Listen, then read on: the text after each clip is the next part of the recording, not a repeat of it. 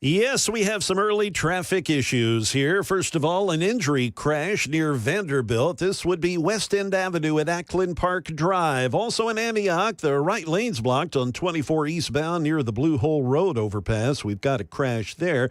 And on the West Loop, 40 westbound, the off-ramp there at exit 208, it's partially blocked due to an earlier accident. We've got your traffic every 10 minutes, every afternoon on Super Talk 99.7 WTN.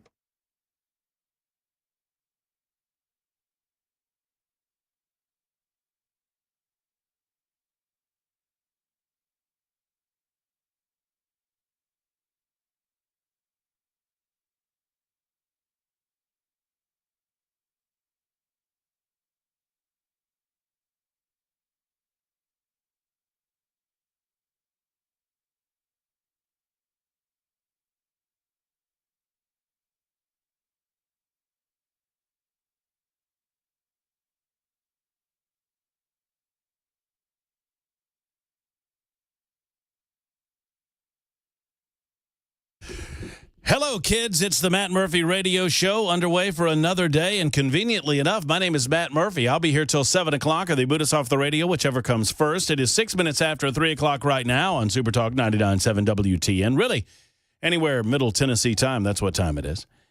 It is April 1. It is April Fool's Day for those who participate or enjoy that kind of thing. It is day 70 of Donald Trump's 1,460 days in office. During his second term as president of the United States of America. We like to revisit that on a day-to-day basis because I know there are many liberals that like to listen to the show, and I just like to rub it in. It's only day 70, guys.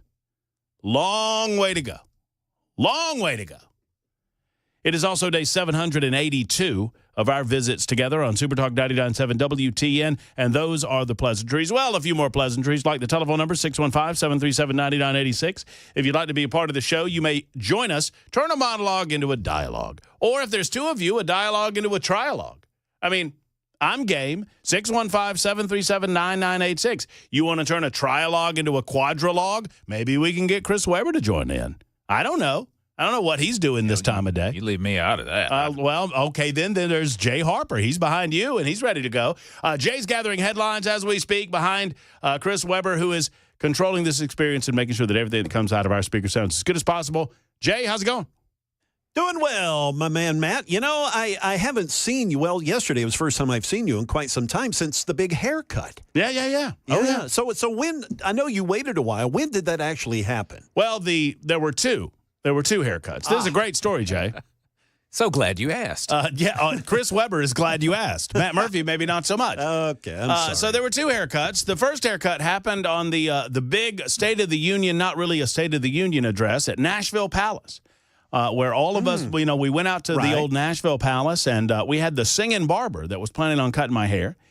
And he cut the sides of my head, and I thought initially it was a big gag because, hey, look, Matt's got a big Billy Ray Cyrus mullet, right? Yeah. And so he kind of shaved the sides of my head and cut a little bit off the back. And am I telling the story right so far, Weber? So far, so good, yeah. And then you know what he did, Jay? He just he stopped. He just left. He just stopped and said, okay, that's it. Enjoy your mullet. And he vamoosed. And I'd already tipped him. Oh, see, there you go. Yeah. So I had to go get a completed haircut later on in the week at a barber shop. Oh, gosh, what was the name of that? Uncle's Barber Shop. I'll give him a little free plug there. Yeah. Jamie at Uncle's did a good job trying to repair that. No, you look nice and stylish. Man. Well, you're very kind, Jay. I appreciate that. Yeah. You're a handsome man yourself, if I do say so. Well, you know. And I did say so. Yeah, thanks, Dad. And then there's Chris Webber. Okay. He's controlling the telephone calls. He's doing everything that I don't do. And I don't really do much on this radio show, just to be blunt about it. We're trying to get, it's a difficult task of getting these Tennessee state senators on the show. I've been trying to get several of them on the show to talk about a variety of issues, and man, oh man, it's like pulling teeth. But that's for me to figure out. But we will talk about a number of issues impacting you in the state of Tennessee over the course of I don't know how long. But some of these things will be in the law in perpetuity. And they're going through the Senate right now, going to the House of Representatives. We shall discuss. We'll also talk about some of the national issues that are popping their heads up. A lot of liberals in the mainstream media network they just want to clutch their pearls, so very concerned about the possibility that innocent people may have been caught up in the dragnet presented by Donald Trump. You know, the dragnet organized by the Secretary of Homeland Security, Kristi Noem, and conducted by the border czar, Tom Homan, who has been endeavoring to go into these bigger cities, into these communities that have been besieged by illegal alien activity, much of it criminal in nature, and getting those criminal elements back out of those communities and back to their countries of origin. And a lot of the leftist media networks like CNN and others, they're very, very concerned about the possibility of innocent people being caught up in this. We heard about a gay hairdresser, no less, that was innocently snatched up by Trump's ICE and taken to El Salvador, to an El Salvadorian prison. There's like two of these people. There was the gay hair. I mixed them up on the X machine. By the way, if you don't follow me on the X machine, you're doing it wrong. At Matt Murphy Show. That's at Matt Murphy Show. Thank you so much. But I screwed them up. I was like, is this the gay? Was Caroline Levitt talking about the gay hairdresser? I said to myself and to all assembled folks over on the X machine. And I was told, no, this is another one. So there's two, apparently. There's the gay hairdresser is one, and there's another person. By the way, all of these people are in the country illegally. All of them. But I'll get into more of that coming up in just a couple of minutes. And then there's the activity that's happening on the floor of the United States Senate, which is where I want to start. Is this still going on? Oh, he's still going. Is he going? Do you have him? Yeah, I got him, yeah. Without further ado, ladies and gentlemen, boys and girls, let's do a check-in with Cory. Good Senator Cory Booker. NIH funding that are cutting the scientific research that will cure the diseases in the future, that will alleviate suffering, that now aren't allowing postdocs to come to their school. They're not hiring, they're slashing the number of engineering students that they're allowing in because they're terrified because this president is menacing indirect costs. Is that liberation? This is titillating so far. Oh, the big page turn there. 71 days in, now 72 days. What? Are we 72 days in? I asked you, are you better off than you were Is my math 72 wrong, Chris? days ago economically? I thought we were 70. I asked that question. Oh, no. Ask it to your friends. Are they better off economically? Dadgummit. I don't see how they could be because prices are up, stock market's down, the risk of recession is climbing, consumer confidence is in the gutter, 401k plans are losing value. Are you better off than you were 72 days ago under this president's leadership on the verge of his so-called liberation day that's going to drive prices up even more? And he's doubling down on tax cuts for the rich. He wants an economy that works for him, his billionaire donors, his powerful special interests. All right, so there you go. There's Senator Cory Booker. There's a Cory Booker check-in. It's very... Can we have some exciting music the next time we do Cory Booker check-in? Would you do that for me? Would you drum some up? I didn't ask for it the first time around. Some exciting music. Okay. Did you hear it? On taxes altogether. He's... And we're hardworking Americans are getting crushed by rising food prices I feel like, and rising rents. All right.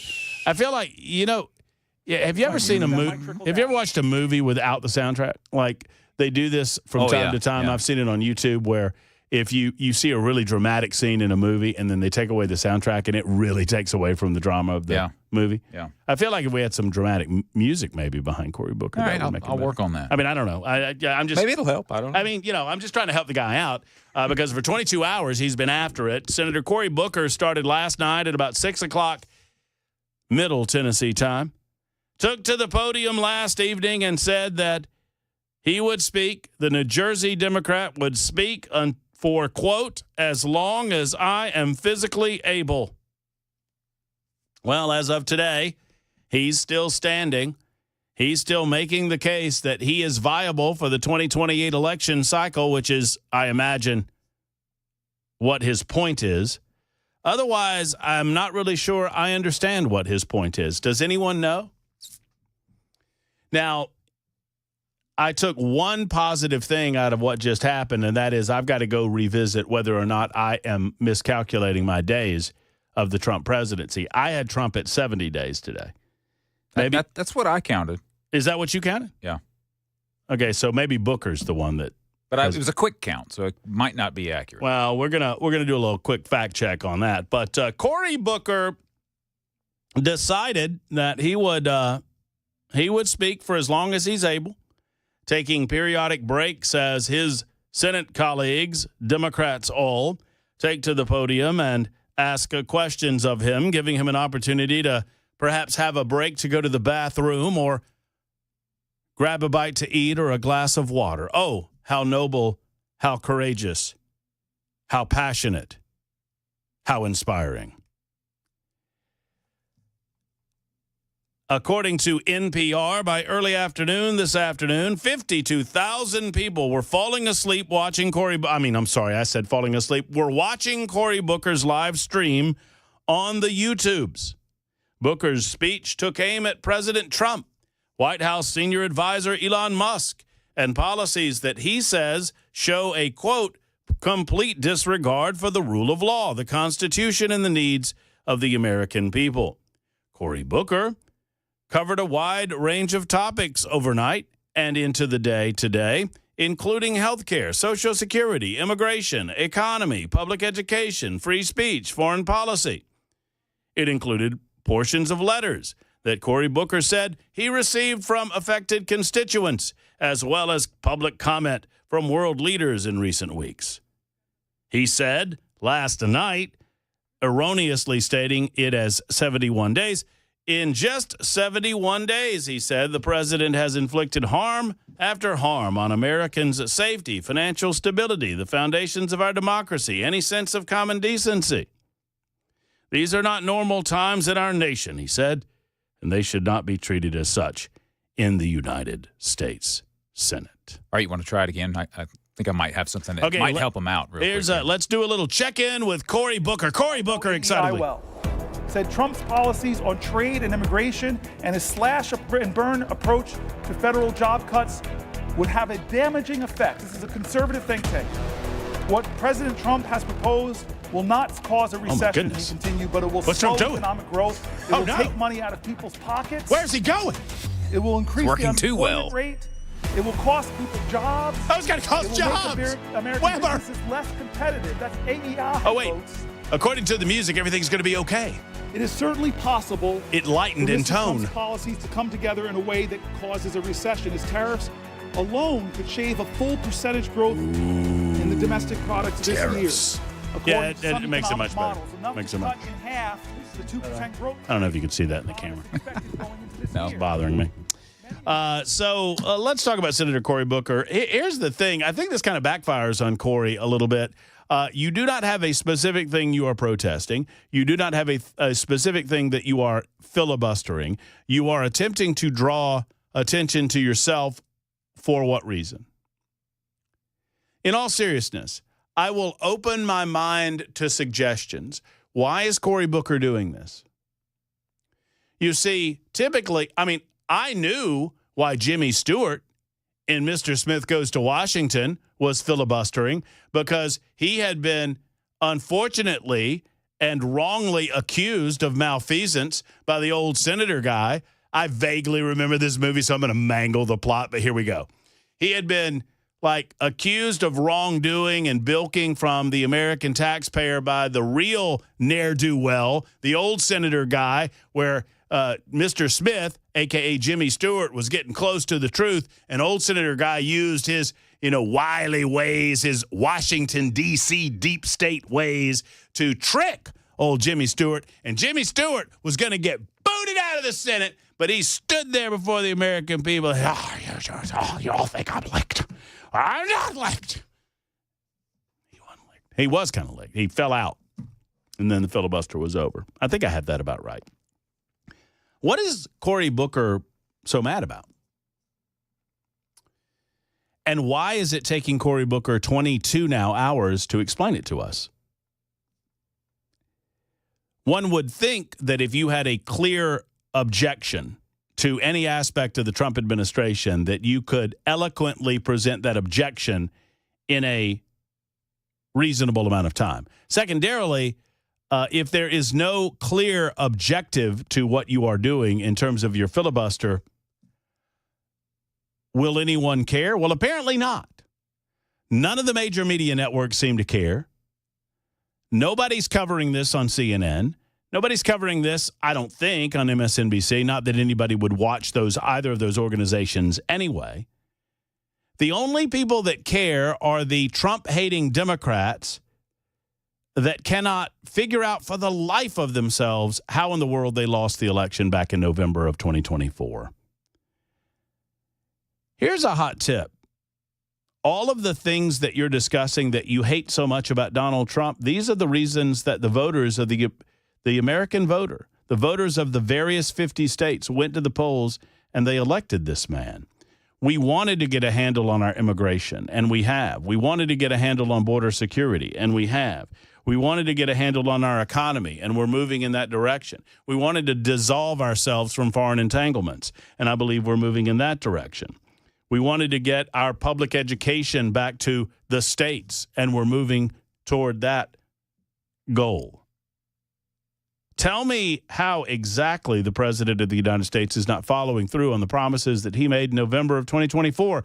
And the fact of the matter is, for the last 21 plus hours, all Cory Booker is doing is complaining about it. Well, if you have better ideas, present those ideas, sir, and let the American people decide. It's what you did last November, and you lost. In the arena of ideas, it occurs to me that liberals lose, and when they lose, they get very emotional. And when they get very emotional, they get violent.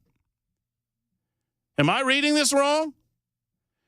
Liberals, when engaged in an ideological battle in the arena of ideas, lose. Because when I talk to you about immigration policy and foreign policy, and border security and American sovereignty, your policy position seems to be open borders for all.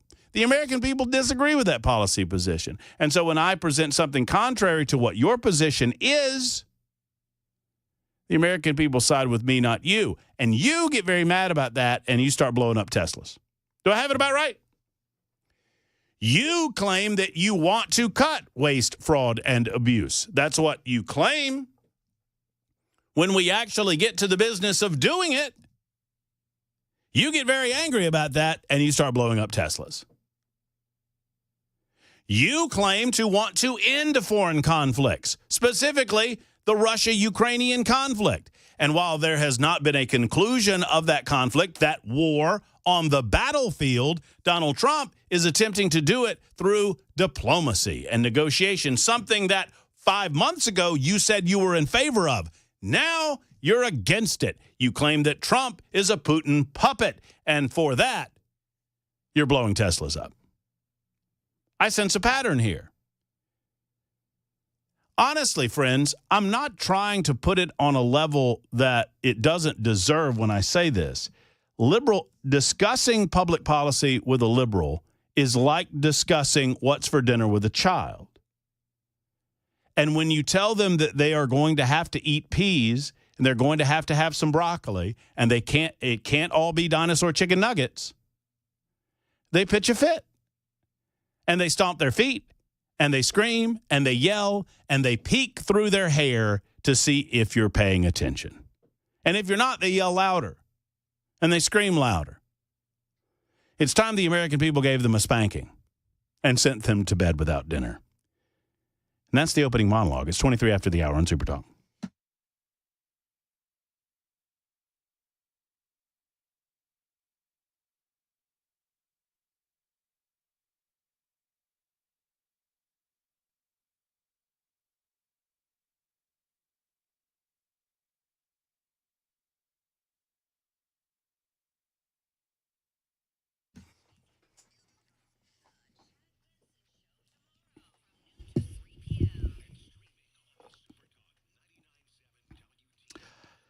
When you talk to Shane Ring of Cover Nash, you're not talking to someone in Topeka or worse overseas. You're talking to someone right here in Middle Tennessee, in Brentwood, as a matter of fact.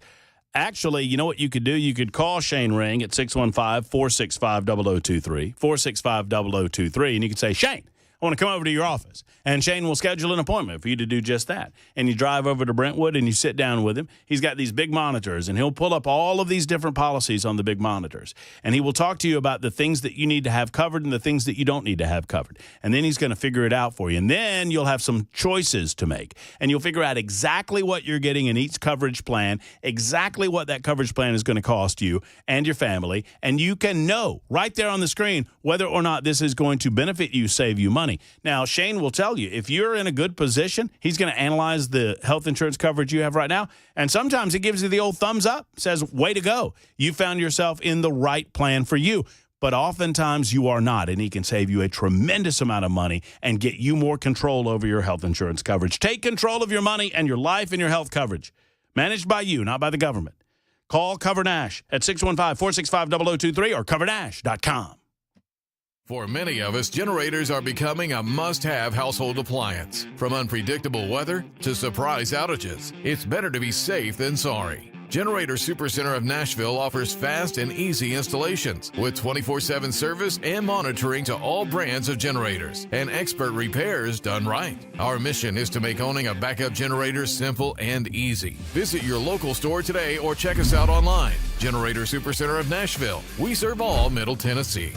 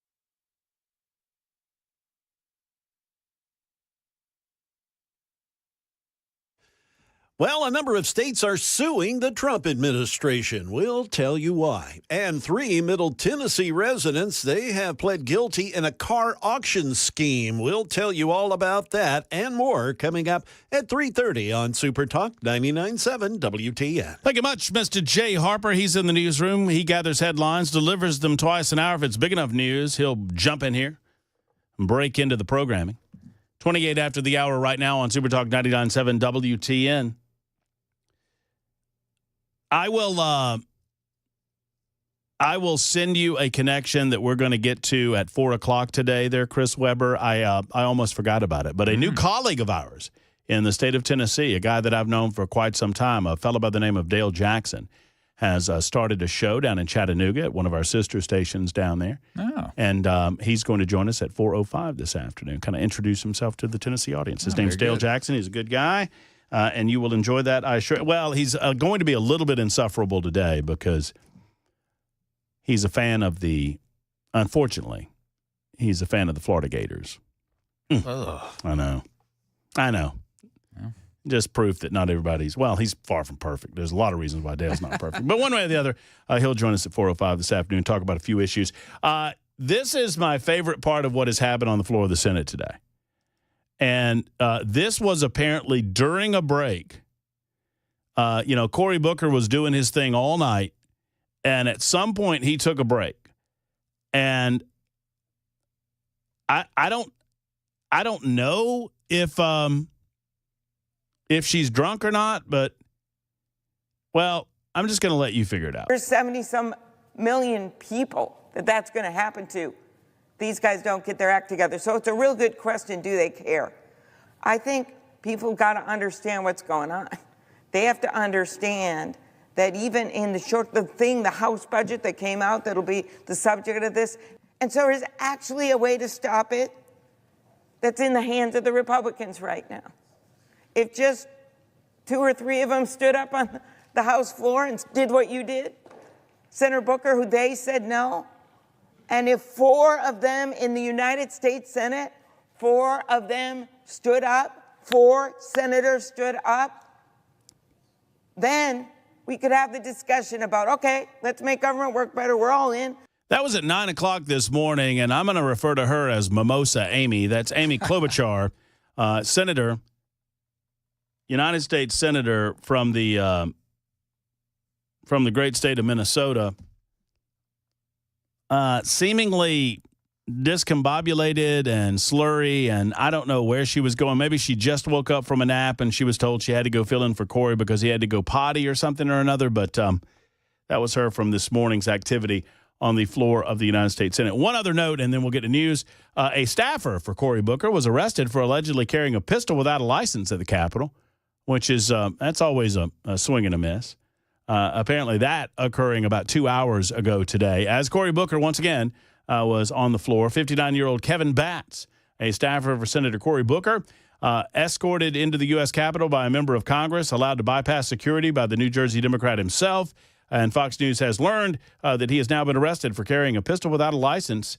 Booker led the aid around a U.S. Capitol security checkpoint Monday night, and that later resulted in an arrest. Can't do that, Cory, not even if you're a United States Senator and he's your buddy. It's 32 after the hour on Super Talk.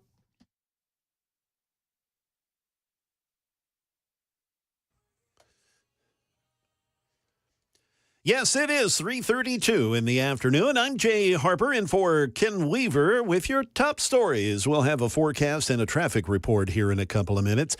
Nearly 24 states are suing the Trump administration over cuts to $11 billion that goes to public health projects across the country. Here's Alex Stone in Los Angeles. 23 states are suing the Trump administration in court in Rhode Island. Their lawsuit alleges funding cuts to Health and Human Services are illegal and that the administration did not give facts to support the cuts. California Attorney General Rob Bonta. Today, our coalition has asked the court to immediately block the termination and allow states to retain access to these essential public health funds. The money was allocated by Congress during the pandemic, mostly for COVID-related expenses, but also addiction and mental health programs. Back in Middle Tennessee, Fox 17 reports that on Monday, Brian Baker, 53 years of age, of Mount Juliet, pled guilty to all charges in a wire fraud and money laundering scheme that defrauded a Murfreesboro auto auction out of more than $2 million.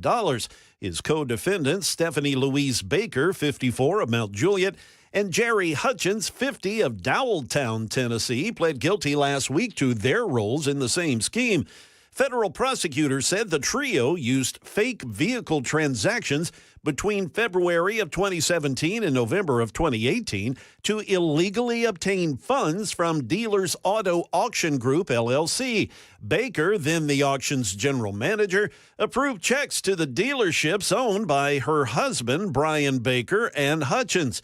Based on these bogus sales, well, the defendants repeatedly recycled the same vehicles over and over in fake sales to cover their tracks.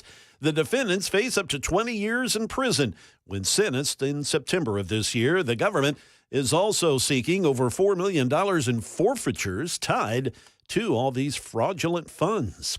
That is the latest news. We've got traffic and weather next. I'm Jay Harper, WTN News.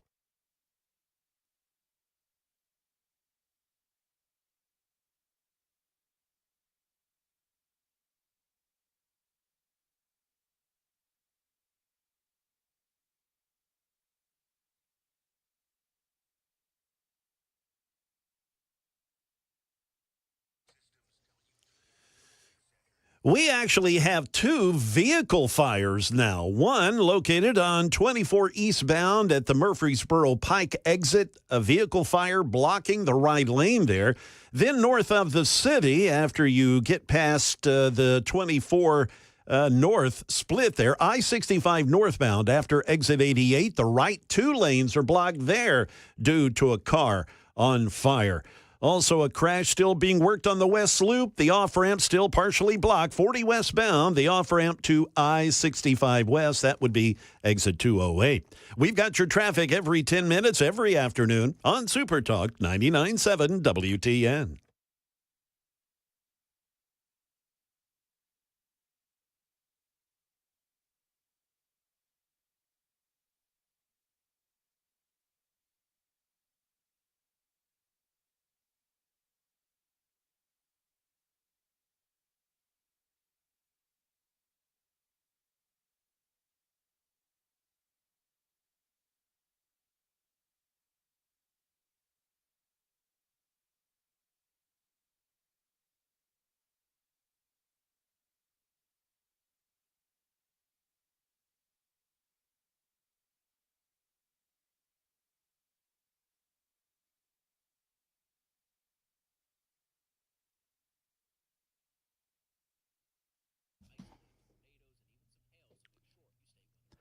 Hello, friends. It's Matt Murphy, and if you're thinking about buying land and building on that property, if you already have land and you want to improve the value of the land by building some structure on it that's going to last a lifetime, it's time for you to get together with Stoltzco. Whether it's a post-frame building like a pole barn, or perhaps you're looking for a barn-dominium or a garage space, or an equestrian space, an event space, somewhere to hang out with the fellas or a she shed for the ladies, whatever it might be, Stoltzco can accomplish the task. If you want somewhere to hang out on the weekends, if you have family that's getting up in age and you want a space for the family that's away from your home, you can do that as well with Stoltzco. They have something in mind for everyone. Everything's customized.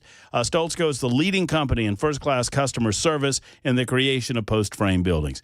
Don't get a prefab building delivered to your home before you contact Stoltzco and find out the beauty of what they do on a daily basis. They are the premier builder in Middle Tennessee. Stoltzco.com. That's STOLTZCO.com to see some of these beautiful structures, or find out for yourself by making a call and scheduling an appointment. 615-622-5992. 622-5992 for Stoltzco.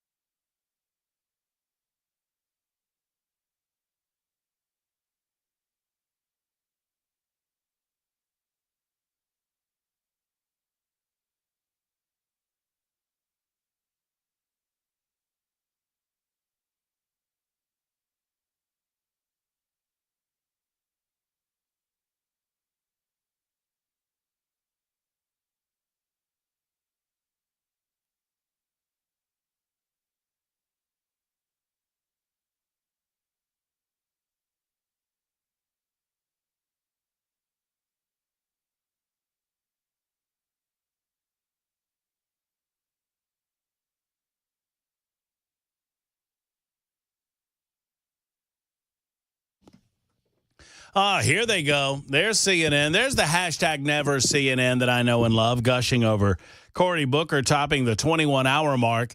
Oh, he's on the way to a huge record.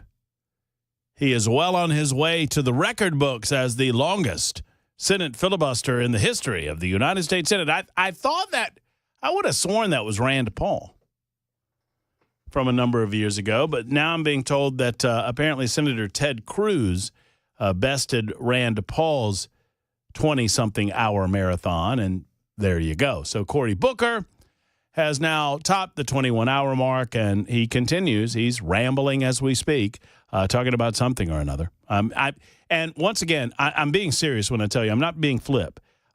Someone call me at 615-737-9986 and tell me, besides generally speaking Donald Trump, what this is in protest of, or what he's so frustrated about, or what he's so against right now. Is he against the majority of the American people that voted for Trumpian policy? Is he suggesting that Donald Trump is doing something of an illegal nature?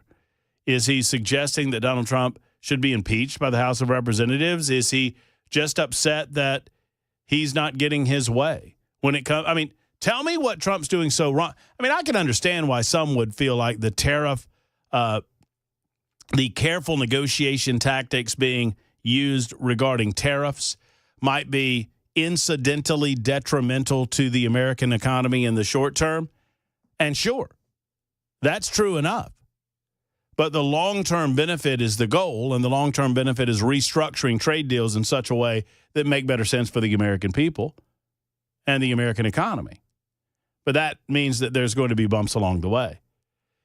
You know, it occurs to me a minute ago, I was monitoring Cory Booker, and he said something. He said that, and this is being reflected by some of the interviews happening on hashtag Never CNN, where they say that the Democrat Party is the true party of populism. Are they? It doesn't occur to me that they are, in as much as their answer for every question asked of them is more government. And one of the reasons that you see so many liberals howling at the concept of the Department of Government Efficiency actually doing its job and getting government more efficient, they're howling because their only answer to any issue that is brought before them by constituencies that they claim to represent is more government. Everything is about bowing before the altar of big government. And you really get to the meat of the matter when you start addressing the fact that we overspend by trillions of dollars on an annual basis, by trillions of dollars over the last several years on an annual basis. I'm being told by our own Joan Jones that that neither Rand Paul, I thought Strom had gotten broken, but maybe not. Joan Jones is sending me an article, our own Joan Jones from Nashville's Morning News. Sent me an article about Strom Thurmond's 24-hour plus filibuster. Okay. I stand after nearly, and this is coming from 2013, after Senator Rand Paul ended his nearly 13-hour filibuster early Thursday morning, said that it was nature's call that forced him to stop talking. I would try to go another 12 hours and break Strom Thurmond's record, but there are some limits to filibustering that I'm going to have to go take care of one of those here. Record-long filibuster is 1957. A talk fest by then-Democrat Senator Strom Thurmond lasted for 24 hours and 18 minutes. Let's see. No, I'm not donating to NPR. The filibuster, Strom had been speaking for about 3 hours. Arizona Republican Barry Goldwater approached Thurmond's desk and asked in a whisper how much longer Strom would last. Back came the answer, about another hour. Goldwater asked that Thurmond temporarily yield the floor to him for an assertion in the congressional record. Thurmond consented, used a few minutes to head for the bathroom, and that was the only time during the 24-hour speech, 3 hours into the speech, the only time that he took a break for a bathroom break. He returned and began talking again, promised hour had passed. Strom spoke on. If Thurmond had needed to relieve himself again,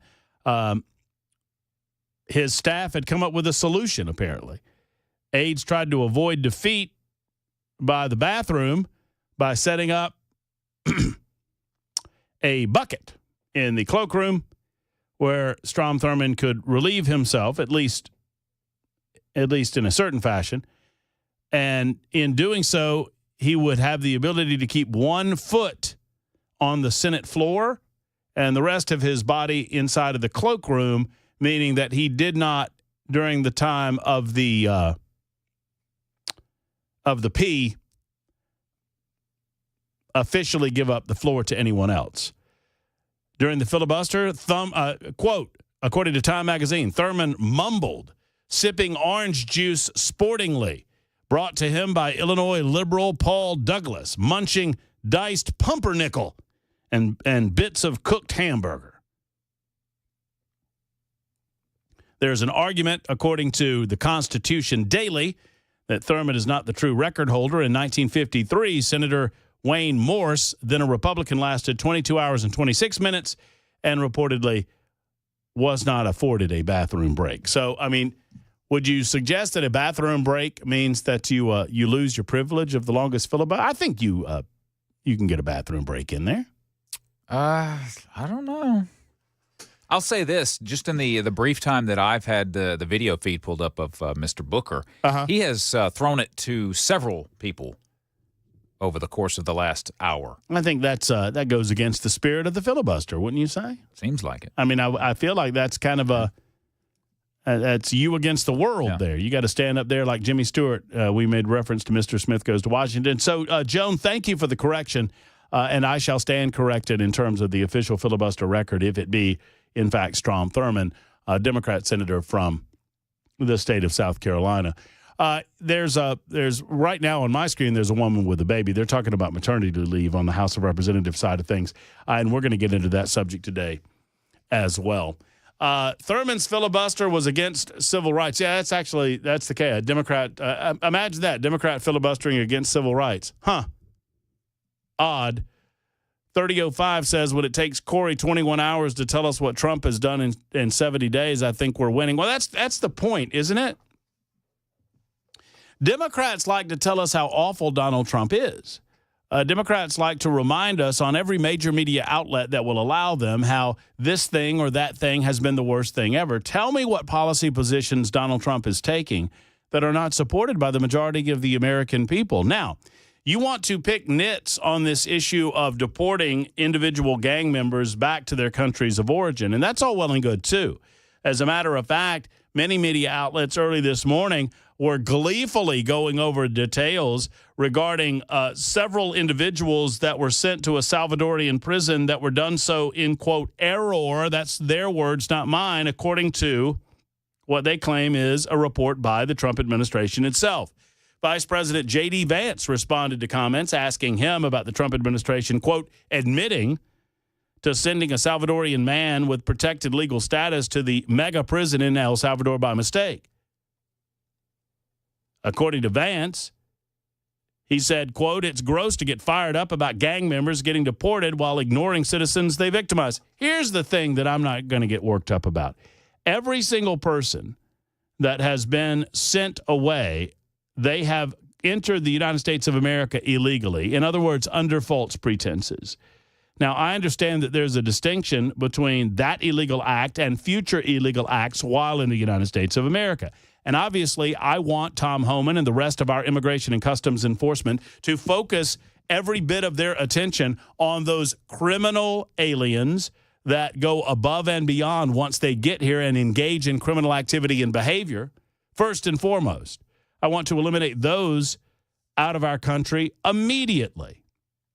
And if there's any connection with gang activity whatsoever, I want that connection identified, and I want those individuals rooted out and removed from our country. But I am not about to get worked up.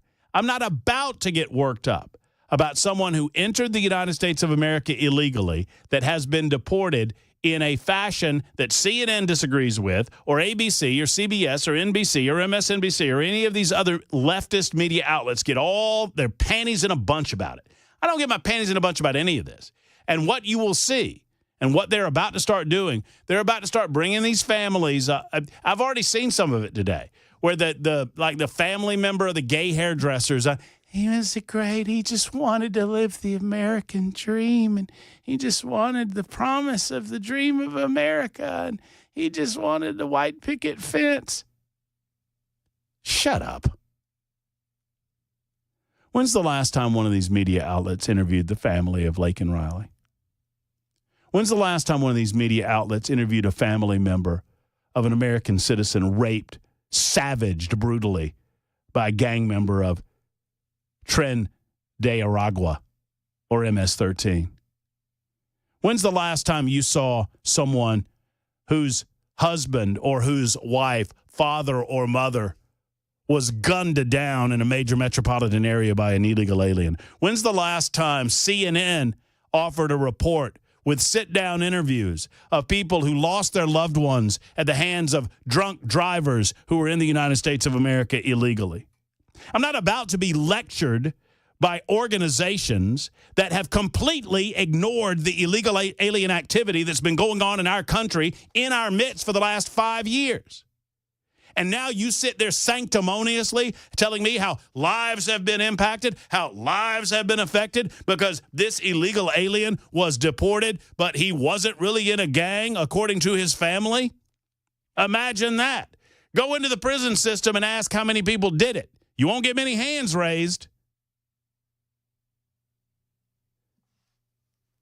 Now, I understand we have due process in the United States of America, and that due process is primarily reserved for American citizens. But by extension, it is reserved and preserved for those who are in this country with an amount of legal status. That doesn't mean that you forego your human rights if you enter the United States of America illegally. But you do not have the same constitutional rights. And if you enter the United States illegally under false pretenses, we have every right, the executive branch does, of taking you up and getting you out without due process. Because you were never here legally to begin with and never should have been on our soil in the first place. Now, I'm not being lectured by any of these places. Y'all get the family of Laken Riley on your TV. You get the family of Laken Riley on your... Get some cameras on those folks. Talk to them or others about how their family was torn apart because of illegal aliens. And then we'll talk about fairness and balance. It's 52 after the hour on Super Talk.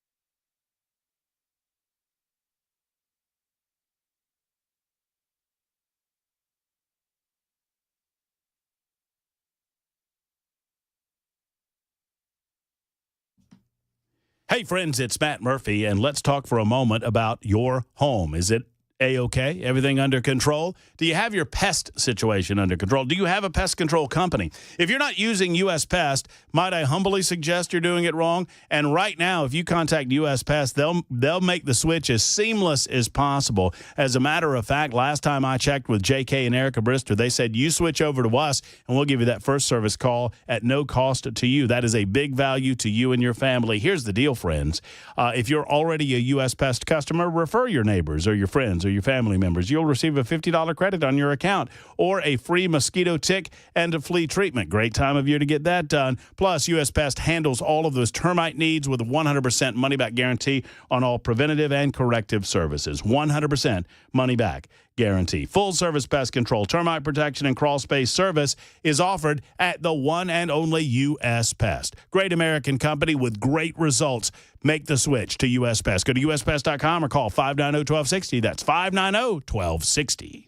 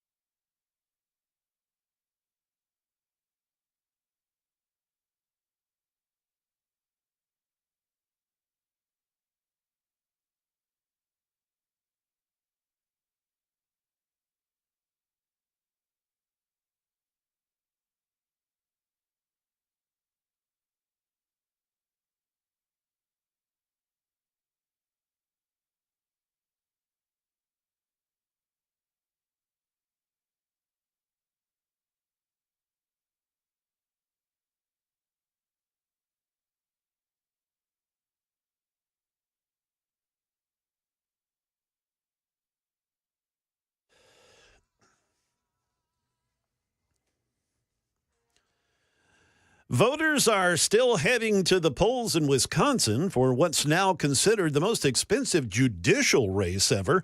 The White House insisting that the father from Maryland who was deported should stay deported, and more measles cases here in Tennessee. We'll have those stories coming up at 4 p.m. on Super Talk 99.7 WTN.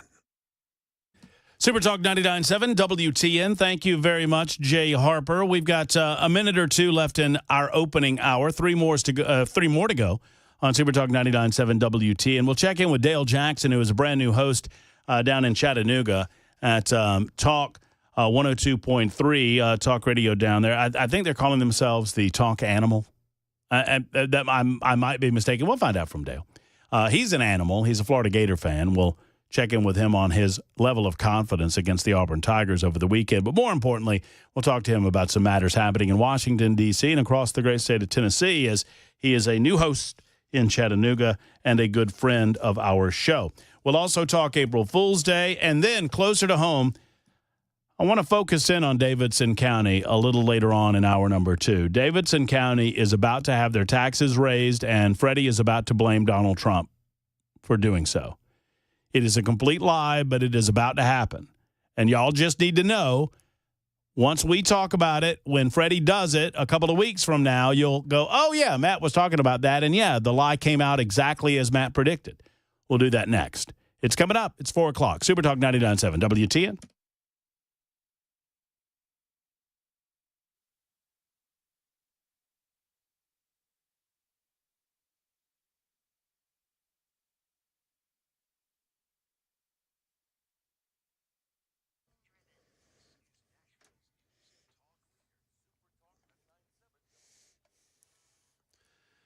Good afternoon. It is 4 p.m. I'm Jay Harper in for Ken Weaver. I've got your top stories. I've got a forecast and a traffic report coming up. Well, voters, they are indeed heading to the polls in Wisconsin. It's considered the most expensive judicial race in history, and it's for the state Supreme Court. Rachel Scott's in Milwaukee. Not only will this establish the balance on the state Supreme Court, but also the outcome of this could have major implications for future rulings on everything from abortion rights to voting laws, election laws, and ultimately how the congressional maps could be redrawn in this state, which could impact control over the House of Representatives. The White House, meanwhile, is sticking to its claims that the father from Maryland, who a judge ruled could stay in the U.S. back in 2019, shouldn't be allowed back into the country. The White House admitted it was an administrative error that caused him to get deported to an El Salvadoran prison. But White House Press Secretary Caroline Leavitt said, without providing specific evidence, that the man was a member of MS-13. Here, a reporter asked a question about the judge, and Leavitt said that the judge is working at the direction of the Attorney General. The judge ordered that he should remain in this country. So are you saying that it is okay to ignore a judge's ruling if you don't like it? Who does that judge work for? He's an immigration It was an judge. immigration judge who works for the Department of Justice at the direction of the Attorney General of the United States, whose name is Pam Bondi, who has committed to eradicating MS-13 from our nation's interior. Back here in Tennessee, there are now 4 confirmed cases of measles in the state. That's according to the state health department. The Tennessee Department of Health announced the state's first confirmed measles case back on March 21st.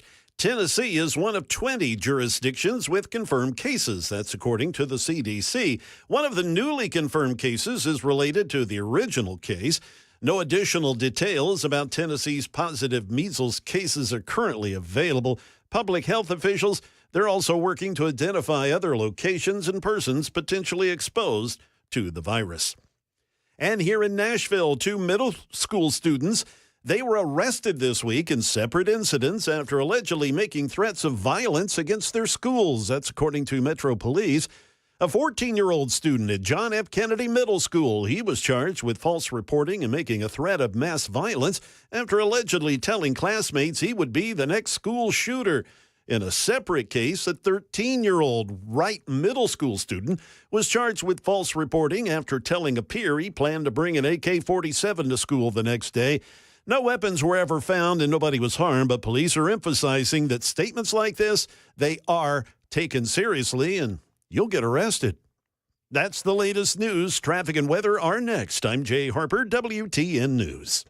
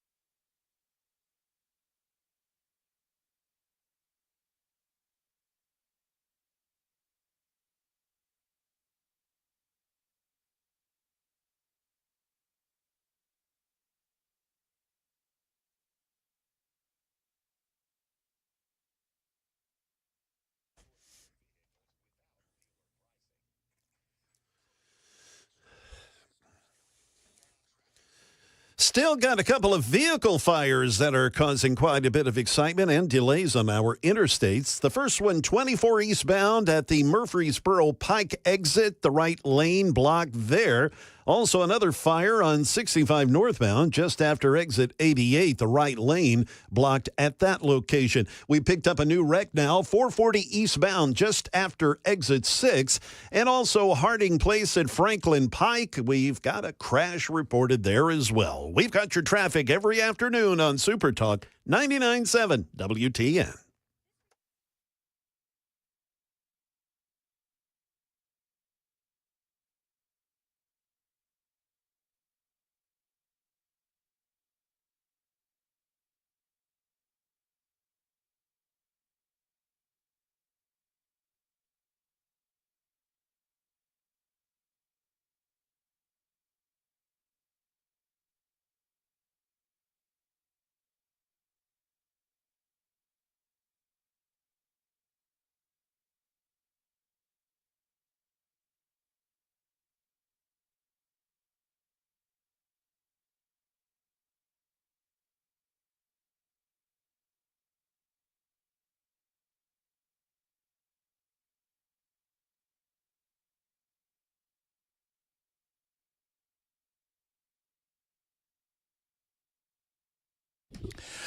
All right, here we go. Cranking up hour number 2, the Matt Murphy Radio Show on Super Talk 99.7 WTN. Pleased to have you with us. It is 7 minutes after 4 o'clock on this April 1. It is, for those who care, April Fool's Day. No joking. Episode 782 of our visits together. Thank you for being around. I think we've concluded that, you can't trust Democrats. Why did I doubt myself?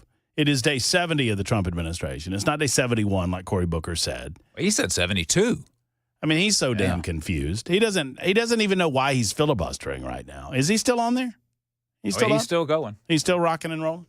Good for him. Good for Cory Booker. Let's just do a little Cory dip. Who stood up, who spoke up, and demanded more from their leadership, not to hurt people, not to hurt I forgot the music. Who needed that health let's care, get some very exciting music. Existing conditions, not to hurt children. So for those just joining us, we've decided music in the background makes this a lot more titillating. I want to stand here today and tell you I'm going to do everything I can. I'm willing to go to some lengths. But I am inadequate. You are inadequate. We're senators with all of this power. Oh, well, I think he must be finishing up. He just said, well, there you go. He said, I'm inadequate. This is there you go, Cory. Only took you 22 hours to figure it out. There he is. There's Cory Booker. He's, for no reason that I can understand, he is standing upon the Senate floor and continues to filibuster. Perhaps smarter people can figure this out for themselves. In the absence of smarter people, we have invited Dale Jackson on the show, and maybe he's got an answer or two. Dale Jackson can be heard at WVNN. For years, he's been broadcasting in Huntsville, Alabama. He's been on in Montgomery, in Birmingham. I'm probably going to miss a few towns, but he is now on in Chattanooga at Talk Radio 102.3 FM. I believe Yaffe's calling it the Talk Animal. I'm not sure about that either, but his new show is called Uncancelable. Golly, I practiced it, Dale. I practiced it several times. I can't even. Why did you name your show something that I can't pronounce? I thought it was more of a challenge, not only for you to pronounce it, but for someone to possibly try to cancel me. So when they try to cancel me, I could just say, well, guys, come on, look what we called this. You expected me to do these things. Can we get serious here, though, for a second before we start getting into all this other stuff? Did you steal a sweater from my mother's closet? What are you wearing? This is a fabulous look for me. Look at this. This is good, right? This is my Mr. Rogers. You went from truckers' hats and motorcycles to dressing like a 74-year-old woman. Oh, I still do the truckers' hats and the motorcycle. I mean, I still do that on occasion. But yeah, this is my grandma sweater. It's nice and cozy. It's cold in the studio, Dale. I got to do something. I got to keep the chill off me. Come on. Well, if I said it was a good look, I'd be lying. Well, thank you, Dale. I mean, that coming from somebody that makes a habit of wearing T-shirts and jogging pants and shorts. On the regular, it's a compliment. I bet you have some sort of Florida Gator paraphernalia on right now, don't you? No, actually, I don't. I don't have any pants on either. So that if I had some pants on, maybe I'd put some Gator shorts on. But no, I have none on. I'm rocking my Yaffee shirt. Well, I mean, you ought to. He's your new boss in Chattanooga, right? Yeah, it's a little awkward seeing how I plucked him out of obscurity, put him on the radio, let him have a kid, and then moved him to Chattanooga. Now I'm following him around. Are you you got to be this is tough, and I know this is a little inside baseball, but I have to ask. I mean, I've never had the opportunity to do a split state shift, and that means extra work, right? I mean, you have to keep up with both Alabama politics, as you've been doing for many, many years in Huntsville, and now you have to dive into Tennessee politics as well. Yeah, I do like how before we started this, you just ran through a list of my failures. I mean, it was like all sorts of different things. I also got divorced when I was like 19. You conquered. You conquered those places. Oh, is that what it is? You overcame the hill, and then there's another hill to go and die on. Yeah, that's right. They plucked me out, and they said, now go there. So, yes. So yeah, it is. It's actually kind of interesting. Because the fun part about it is you are going in completely blind. And you know this. You did talk radio for a long time in Birmingham in Alabama, and you come to Tennessee, and now you own that. So I think that's what I'm trying to do. I'm trying to follow in your footsteps. That's really what it's about. Well, you better. There's a lot of pitfalls that I can tell you about. Well, I don't know Chattanooga though. I mean, you know Chattanooga probably better than I know Chattanooga because you've been doing the show down there. What is it, 10 to noon east? Because this is what confuses the hell out of me about the state of Tennessee is that try doing it. Yeah, well, I bet. I mean, because half of your show. I mean, their show in Huntsville's on Central Time. Your show in Chattanooga's on Eastern Time, right? Yeah, I'm just like, where am I supposed to be right now? Who am I supposed to be talking to? I couldn't do it, brother. It's a bit much, but you know what's fun about it is there's totally different audiences. You get to learn about totally different things. I've been to 2 of these fake town halls in 2 weeks. I got to see complete losers in totally different states.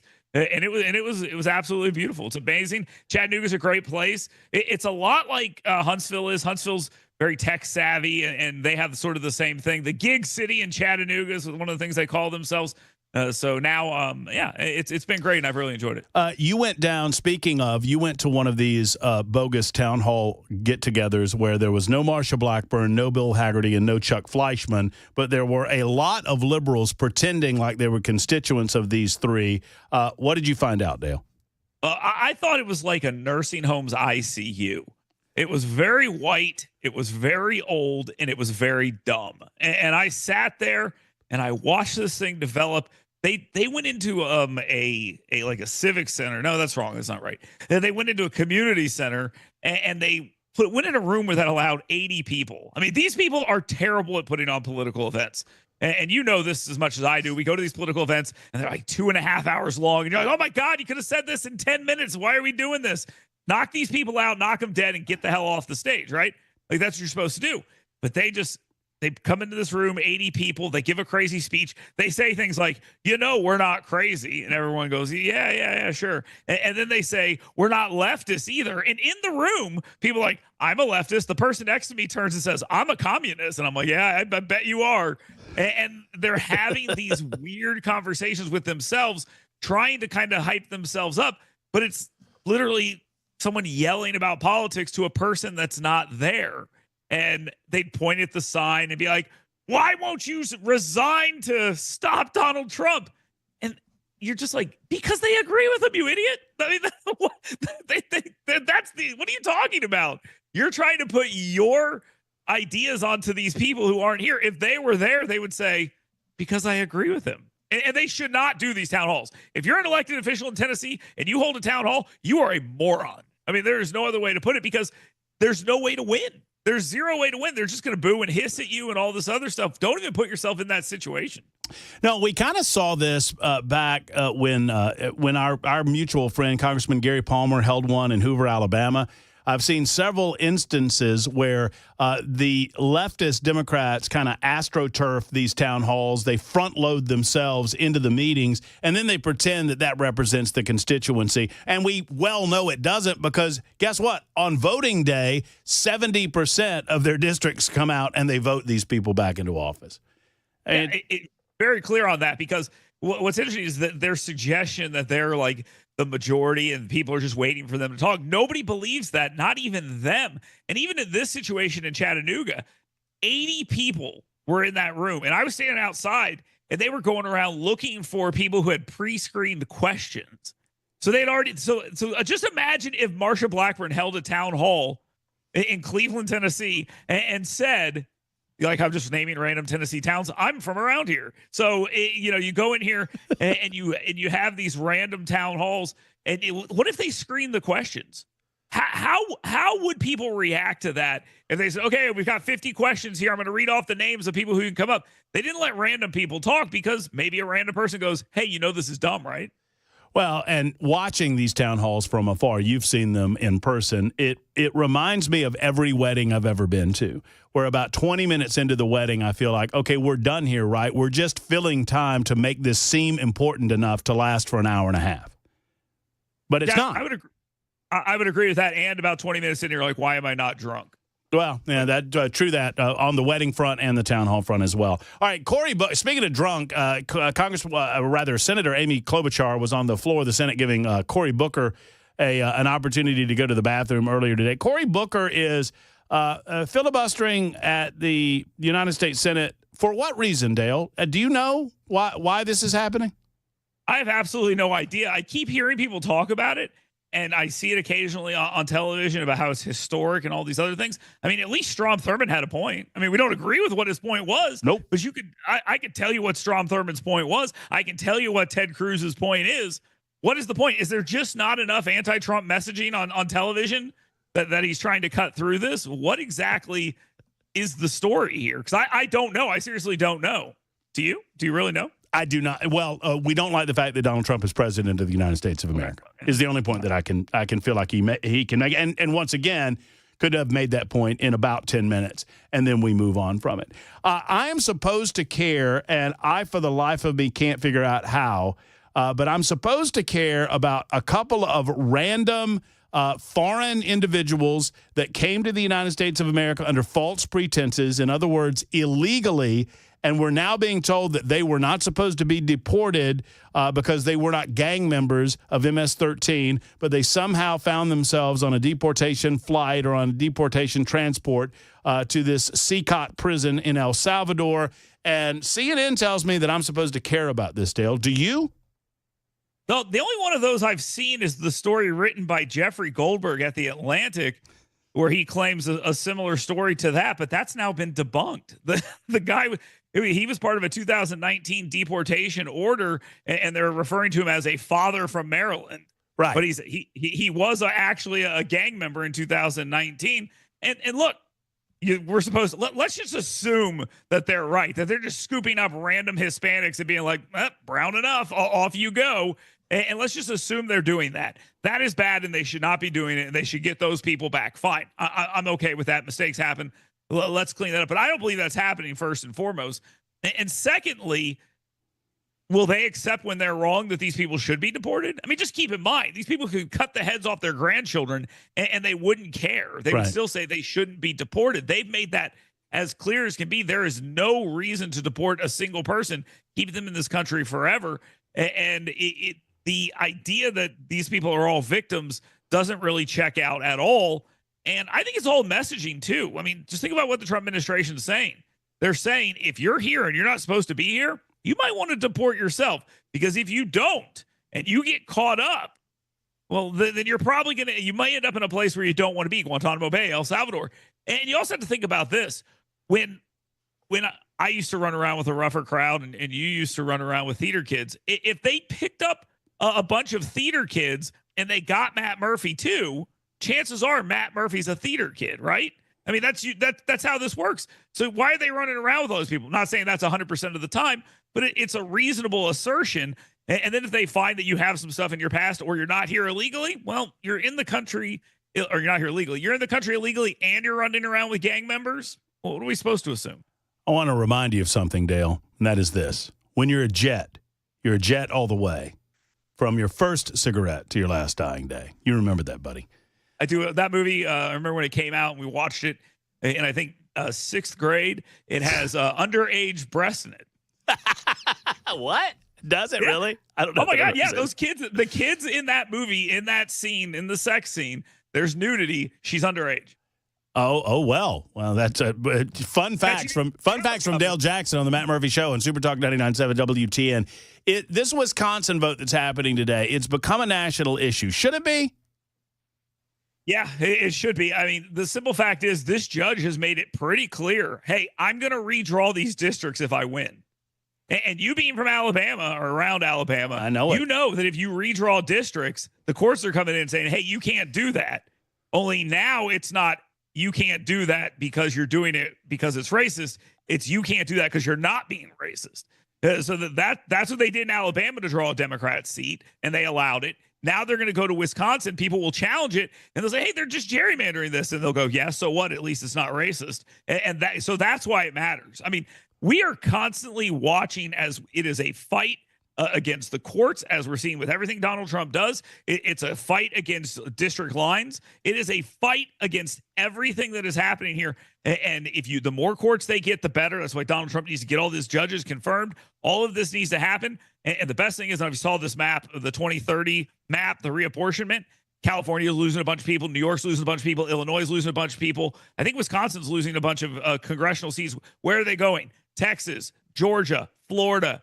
They're not going to Alabama. They're coming to Tennessee. All these places that could potentially mean Republican seats. But what they're going to do when they get there, they're going to redraw those districts. So there's a lot that goes on with all this redistricting. The fight in Alabama at the Supreme Court isn't over yet. So, yeah, this matters a lot. So is there any fear in your mind, and I've thought about this, and I haven't really talked about it on the air, but is there any fear Elon swoops in and you find people that don't pay that much attention? I mean, these are largely individuals that are less learned, I'm being kind, regarding the issues that are impacting the state of Wisconsin. Is there a fear that he swoops in, has got a lot of money, got a lot of power, got a lot of influence, and it turns people off of his point? I mean, I don't think that's happening. Not with him. I think because he's doing it so openly, it's not a clandestine thing. And he's out there saying, hey, look, this is what we need to do. He's making the argument for all these things. I think what you've seen a lot recently is people move from the middle to the right or from the left to the middle. And Elon Musk is one of those people. And he makes the case why. He's like, they're crazy over there. Look what they did to my kid. I mean, that's his argument in a nutshell. Look what they did to my kid. I don't want that to happen to the country. Well, and I'll tell you this. I mean, and you have been you've been as critical as anyone on talk radio when you feel like Donald Trump has made missteps. But I'll tell you, one of the things that he is willing to do that ingratiates himself to the modern middle, he's willing to talk to people that have not liked him. I mean, today or yesterday, I guess it was Bill Maher. I mean, Bill Maher said the nastiest things about Donald Trump, and Donald Trump was trepidatious about doing it, but his willingness to have Bill Maher and Bill Maher's willingness to go in and talk to him, suggesting that, the far left has become the crazy people. And I've said this for the last several weeks, Dale, that one of the things that the political left has managed to do, they've made Donald Trump the rational one. And I thought that would have been impossible 4 years ago. Yeah, the 80-20 position, I think the first person that ever said it was Scott Jennings. Yep. And it was brilliant. The 80-20 stuff, Donald Trump takes positions, and the left goes, no, we should let as many illegal people in as possible. We should give them money. We should let them do whatever they want.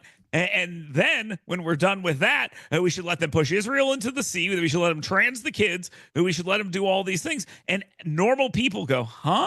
Now, I can tell you this right now.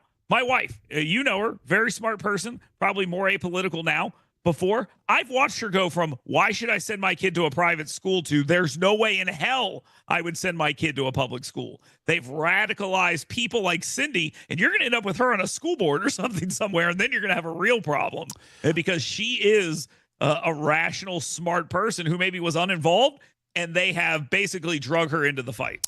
A lot of people on our super text line, Dale, reacting to your being on Super Talk 99.7 WTN. Would you dare guess?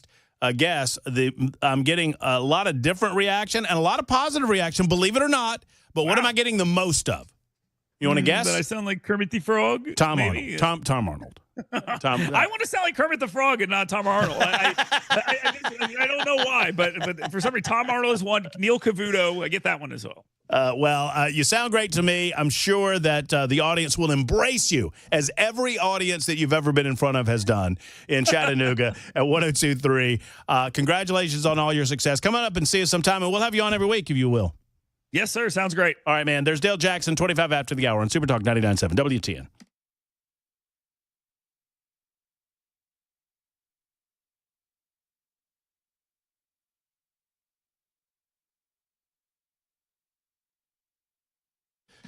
You know, Wellness Institute of Nashville, Wellness Institute is run and operated by Kevin Mitchell, and I'm absolutely loving what he's doing for myself and for my family with regard to our health and our well-being. Friends, if you have trouble with your back, if you don't know what to do about it, the Wellness Institute of Nashville has something for you.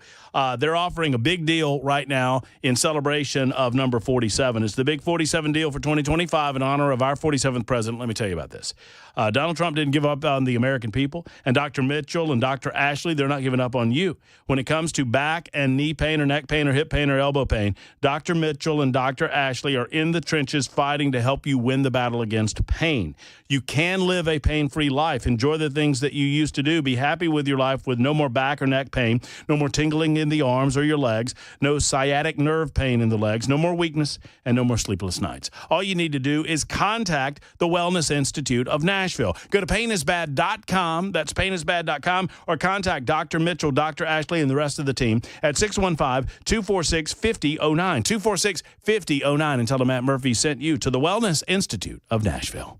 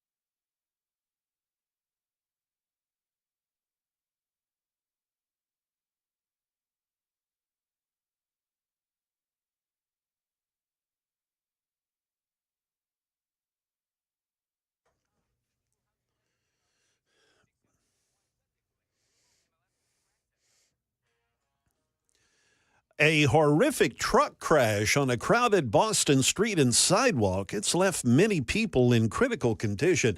Also, an accused Nashville shoplifters behind bars, and wait till you hear how much they say was stolen.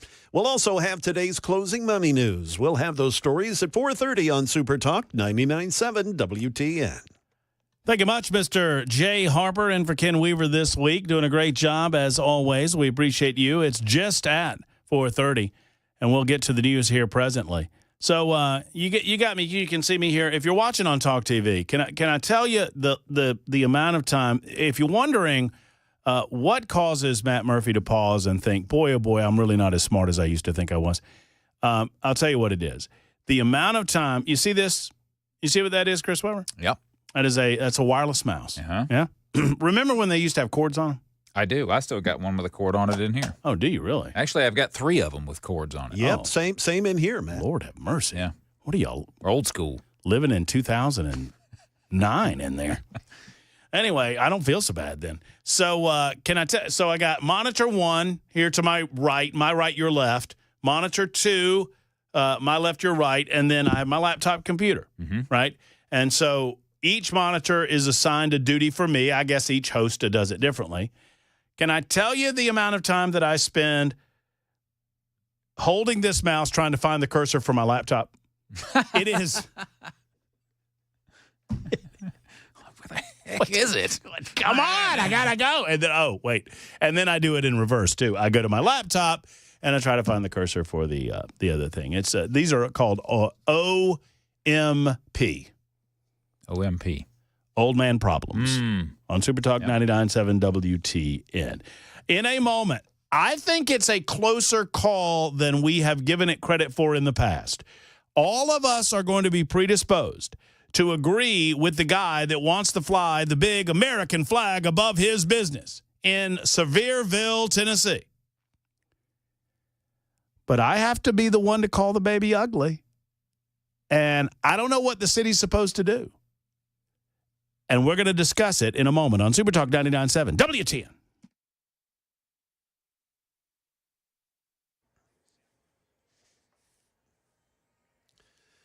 Good afternoon. We are coming up on 32 minutes past 4 p.m. I'm Jay Harper with your top stories. I'm in for Ken Weaver. So fear not, Ken Weaver fans. Don't freak out. He's coming back. We've got a full forecast and traffic coming up in just a bit. Boston authorities say 6 people were injured, 1 critically, when a speeding truck jumped the curb and crashed onto its side during a busy lunch hour today. Boston Fire said the driver had to be extracted from the vehicle, which was wedged between a light pole and a building. Suffolk County District Attorney Kevin Hayden says there's no reason to believe any of this was intentional. This easily could have been a far worse circumstance given the time of day and how many people tend to be in this area at the time. And so in many ways we're fortunate, but we continue to keep those who are injured, and particularly the person in critical condition, in our thoughts and prayers. Here in Davidson County, an accused serial shoplifter is behind bars after reportedly stealing over $19,000 in mostly candles from Bath and Body Works stores all over Davidson County. Elijah Mann, 20 years of age, faces various felony charges spanning 21 counts in connection with these thefts. According to court documents, on at least 8 occasions, Mann was captured on surveillance video going into Bath and Body Works stores and often had 2 or 3 people with him. And they filled their baskets with thousands of dollars in merchandise and just walked out of the store. Officials said Mann posted in multiple Nashville buy and sell Facebook groups on the same dates of the shoplifting incidents. I think there's an income poop thing in there somewhere. Hey, now let's go ahead and turn to today's closing money news with Michelle Frenzen. Even with President Trump's so-called Liberation Day, with tariffs looming, markets ending the day mixed. The Dow lost 12 points. The S&P gained 21. The Nasdaq added 151 points. President Trump is expected to enact his tariffs on Wednesday. Several reports say he's considering a 20% flat tariff rate. Employers posted 7.6 million job openings in February, a sign that the job market is slowing but remains healthy. Johnson & Johnson dropped 7% after a bankruptcy court judge denied the company's settlement plan related to baby powder containing talc. It's the 3rd time the company's attempt to resolve the baby powder settlement through bankruptcy has been rejected by the courts. On the winning end, PVH jumped 18% after the company behind the Calvin Klein and Tommy Hilfiger brands reported a stronger profit for the latest quarter than analysts expected. That is the latest news. Traffic and weather are next. I'm Jay Harper, WTN News.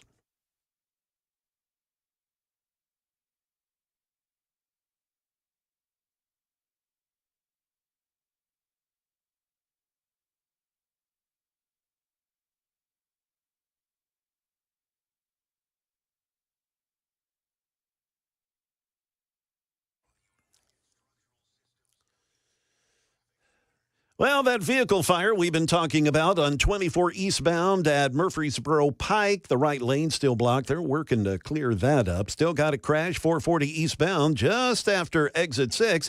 Also in the Berry Hill area, 65 southbound, right before Interstate 440, we have a crash. And a new accident just popping up over in Smyrna, 24 eastbound at Sam Ridley Parkway. Look out, there's a crash blocking things there as well. We've got your traffic every 10 minutes, every afternoon on Super Talk 99.7 WTN.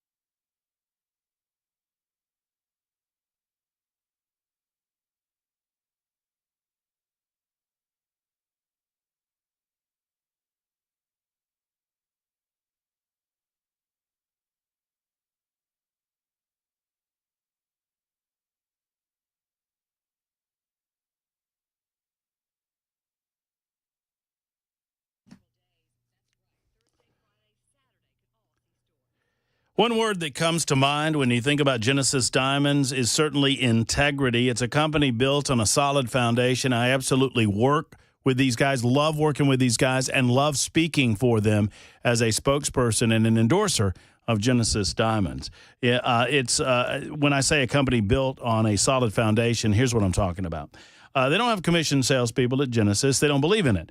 Far too often when you walk into an environment where there's a lot of diamonds and you're a guy and you're buying for your wife, right, and you don't know what is what, and you just need to trust that these folks are not leading you down a path where they're just going to make more money on commission as a result of their sale. It becomes a pressurized situation. Not so at Genesis Diamonds. You're never under any pressure to buy at all, much less to be upsold on some particular item. They share with you the secrets of the buying experience in a way that other places just don't do. And another thing, at Genesis, they don't play any pricing games with you. They don't mark up just to mark down. They don't do that nonsense. When they have a sale, it's the real deal.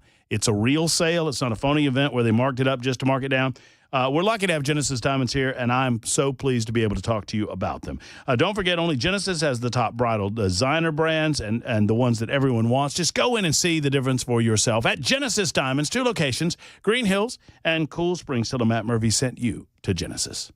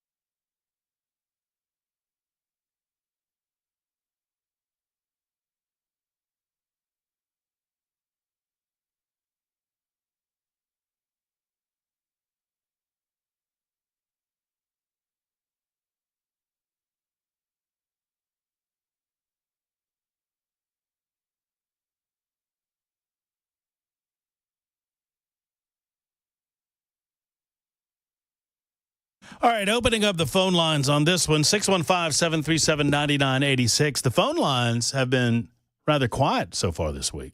I've noticed that. I noticed that as well. Yeah. Interesting. 615-737-9986. I think this might stir things up just a little bit.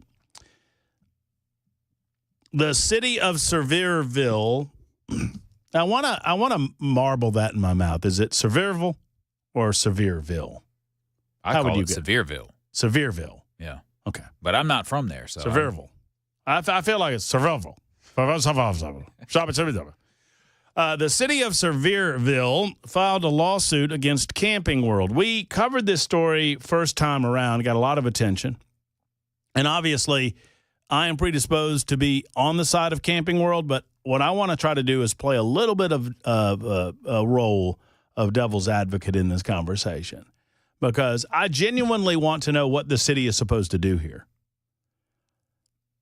Here's the full story on the subject.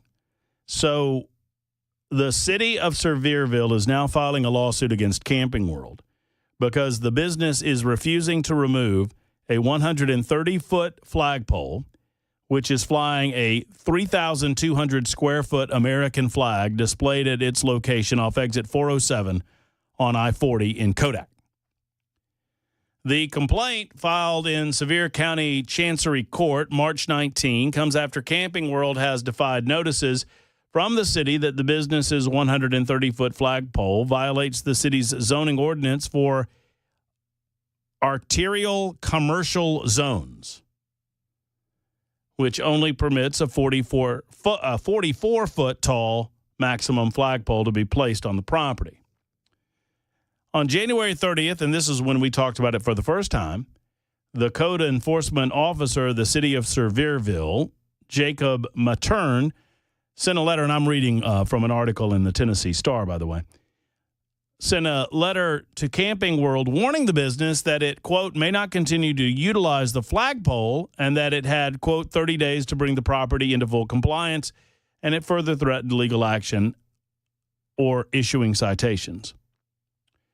As a result, Camping World refused to comply with the city's demand, and on March 5th, the business was issued a formal citation by the Sevierville Police Department, fining the business $50 a day that it does not fall under compliance. Camping World has racked up thus far $1,350 in fines as it continues to display the 130-foot flagpole as of this week.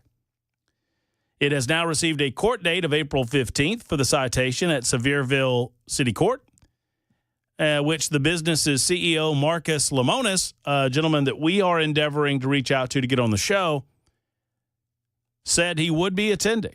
In a statement to WVLT, a public information officer for the city of Sevierville described Camping World's flagpole as a, quote, excessively tall structure that creates, quote, visual distractions for motorists, poses potential safety hazard, and impacts the scenic views that are a vital part of what makes Sevierville a destination for residents and visitors alike. Y'all, I'm going to try to be devil's advocate on this in a second, but let me tell you, I don't think this argument's I don't think it's a good argument. If you're listening from Sevierville and you're a part of the Sevierville city folk, this is not a good argument. It's not a good argument to say, hey, we want to see more mountains, less American flag. It's not a good argument. Lemonis, on the other hand, has argued that Camping World's flag is, quote, not violating the law, adding one town's subjective code around size and height are arbitrary. It follows U.S. flag code and complies with the FAA. Now, I want to preface my argument by saying the city has boxed themselves in a corner. And this is not something that's going to be pleasant for them to get out of, because nobody's going to side with you, Sevierville. Nobody.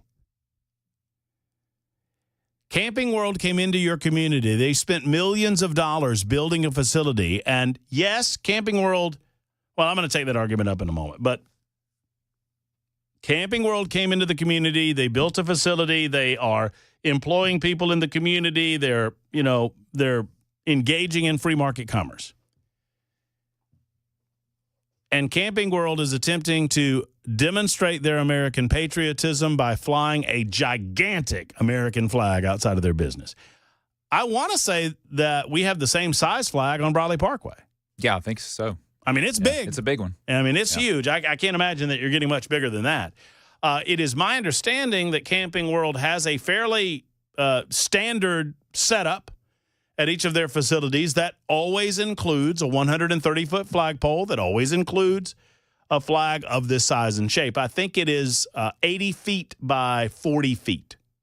I think that's right. Is my math on that correct? That would be 3,200 square feet. That would be. Oh, there you go. Now, let me take up the cause or the case for Sevierville and see if any of you want to argue against this. So the code was on the books. Like the code or not, the code was on the books.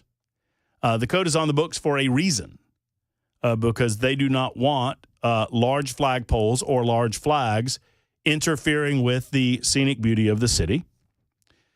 We could argue whether or not that is necessary. We could argue whether or not exceptions ought to be carved out for something like the American flag. But the fact of the matter is there is no exception in the code. Also, Camping World applied for a flag permit, and they told the city the size of the flag and the size of the pole. And you know what the city told them? No. They said, hey, can we have an exception to this? And the city said, no, you can't have an exception, because if we give you an exception, we have to give everybody an exception. And no, we're not doing that. So you know what you're doing is wrong. Before they put up the flagpole, they were told, don't put up this flagpole. Otherwise, we're going to have to do something about it. Now, once again, in the interest of conversation, I ask of you, what happens if the city steps out and allows an exception for this particular business because it's become such a public relations disaster for them? And it is a disaster right now. What happens when the next guy comes along and demands that they are allowed to put up a flag of their own size and choosing? Now, I would argue, as I try to argue both sides of this, that perhaps the city should make an exception for the American flag and the American flag only. In the meantime, the last time we discussed this, we had an idea that we would give an opportunity to the listening audience to pay for a day of flag fineage. And I was amazed at the number of people that said, yeah, I'll pay $100. I thought it was $140 a day, but apparently it's just $50 a day. And I guarantee you, we could rack up 10, 20, 30, 40, 50, 60 people that would be willing to pay $50 a day if that's what it takes to continue to fly the American flag. Sadly, city officials have not presented a strong enough argument in this case. But I would ask you, what are they supposed to do? After the fact, they can't just let people flaunt the law and then get away with it because public relations sides on the part of the business as opposed to on the part of the city. But it makes it a very difficult task to play that devil's advocate with you when the city only says that, hey, it creates a visual distraction for motorists. Do you know how many visual distractions there are in Sevierville? It poses a safety hazard. I don't understand what that means. That doesn't mean anything to me. Poses what do you mean? Like the flagpole's going to fall over? And it, quote, and this is my favorite one, impacts scenic views that are a vital part of what makes Sevierville a destination for residents and visitors alike. So you mean that you don't want the unsightly American flag flying patriotically in front of the beautiful hillsides and mountains that Sevierville is so known for? Is that what you don't want? You don't want that beautiful Old Glory, 80 feet by 40 feet, waving in the wind as we drive past Camping World on our way to the Great Smoky Mountains? You don't want us to feel that patriotic twinge in our bones when we pass by the American flag? You don't want us to feel that sense of awe and patriotism. Is that what you mean? Not a very good argument. 3879 says maybe the mayor and the city council should move to Greenland. I mean, it's an idea. Jason says Sevierville is just a bunch of yuppie tourist trap crap up and down Main Street. I haven't. Have you been in a while? I haven't been in a while. I haven't been since I was there in December, I think, last. Oh, so yeah, I haven't been in since I've been in since I've been a resident of the state of Tennessee. Oh, you're missing out. Am I? Well, it's Dolly's hometown. I know. Is that where Dollywood is? Yeah. Is it in Sevierville? Yeah. I mean, it's basically technically it's in Pigeon. Well, it's kind of a weird thing, but it's all the same thing, right? Pretty much, yeah. So you go through when you go there from here, you're going to drive through Sevierville once you get off the interstate, and then into Pigeon Forge, and then if you keep going, you'll lead into Gatlinburg. Okay. It's just kind of all one big amalgam. Right, but it's in that order: Sevierville, Pigeon Forge, Gatlinburg. Yeah, if you're going from here to there. Yeah. All right. Joe says they have midget wrestling. True or not? That is true. Have you been? I have not been, but my family has been. They went without me one time, and I'm sorely disappointed. Oh, well, you certainly missed out there. I mean, they call it micro wrestling, though. Midget wrestling, yes. Giant American flag, no. Something's wrong, Sevierville. Something's wrong. James and Caleb and Frank asking ye shall receive. I'll get to your calls momentarily. It's 51 after the hour on Super Talk.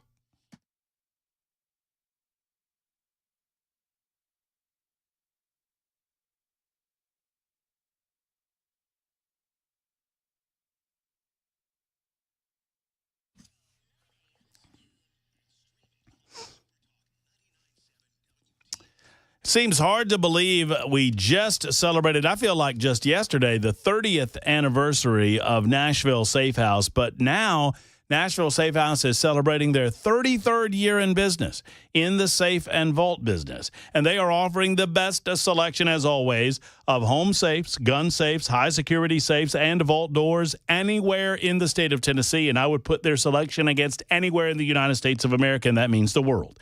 Nashville Safe House has over 200 safes on display at their showroom. More safes than any other dealer has in their entire inventory, and that is not even to mention the hundreds of safes that are in the warehouse at Nashville Safe House. They have the largest Browning selection in the United States of America because they're the largest Browning dealer in the U.S., not just in Tennessee, in the entire country. No one sells more safes in Tennessee than Nashville Safe House for a good reason, because they are at a great price point. They have the safe for you, sales tax-free gun safes always at Nashville Safe House. And now, through April 15th, they have rebates of up to $400 and huge savings on select models. But there's more. The Safe House has the only certified delivery crews in the area. Don't let a crackhead deliver your safe. Get one delivered from Nashville Safe House. NSH.com. That's NSH.com. Nashville Safe House.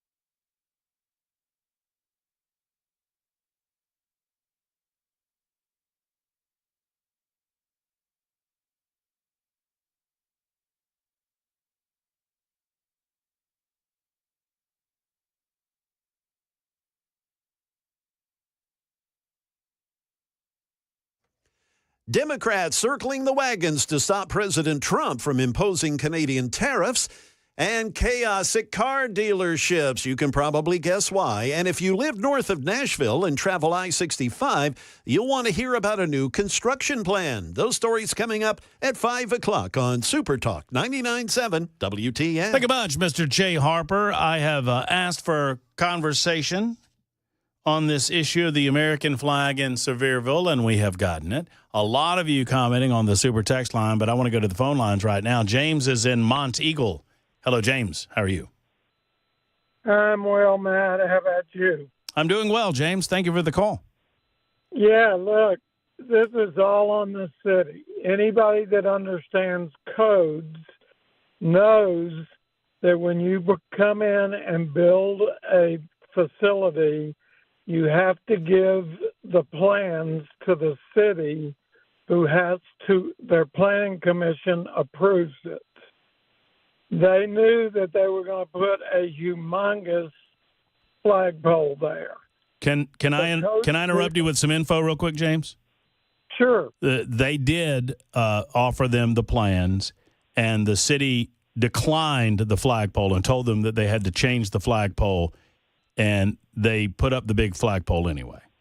I'm just telling you I'm not saying I agree with that. Okay, I'm just telling you how it happened. I'm just telling you how it happened. That's good. That's information I did not know. Because generally, they know all about this before you even put a spade in the ground. So, yeah, okay. I mean, I think here's the deal. Here's the deal. They ought to be able to put the flag. I know, I do too, and I think most people do. I mean, here's the deal, James. I mean, and I'll get to more calls here in a minute when we listen to Jay Harper's newscast. We'll get to calls after it. Here's the bottom line. Camping World knew exactly what they were doing. They knew they were violating the ordinance. They did it anyway because they knew exactly what would happen if this became a major story. They knew public opinion would fall squarely on their side on this. They knew that people would hate the city of Sevierville for telling them that they had to take the flagpole down. And they knew that they could probably get away with doing it anyway, despite the fact that they knew they were violating the ordinance. Well, I don't know that that's a way to run a city. At the same time, I think the city of Sevierville should create a carve-out for the American flag and be done with this to get this public relations disaster off their back. It's 5 o'clock on Super Talk 99.7 WTN.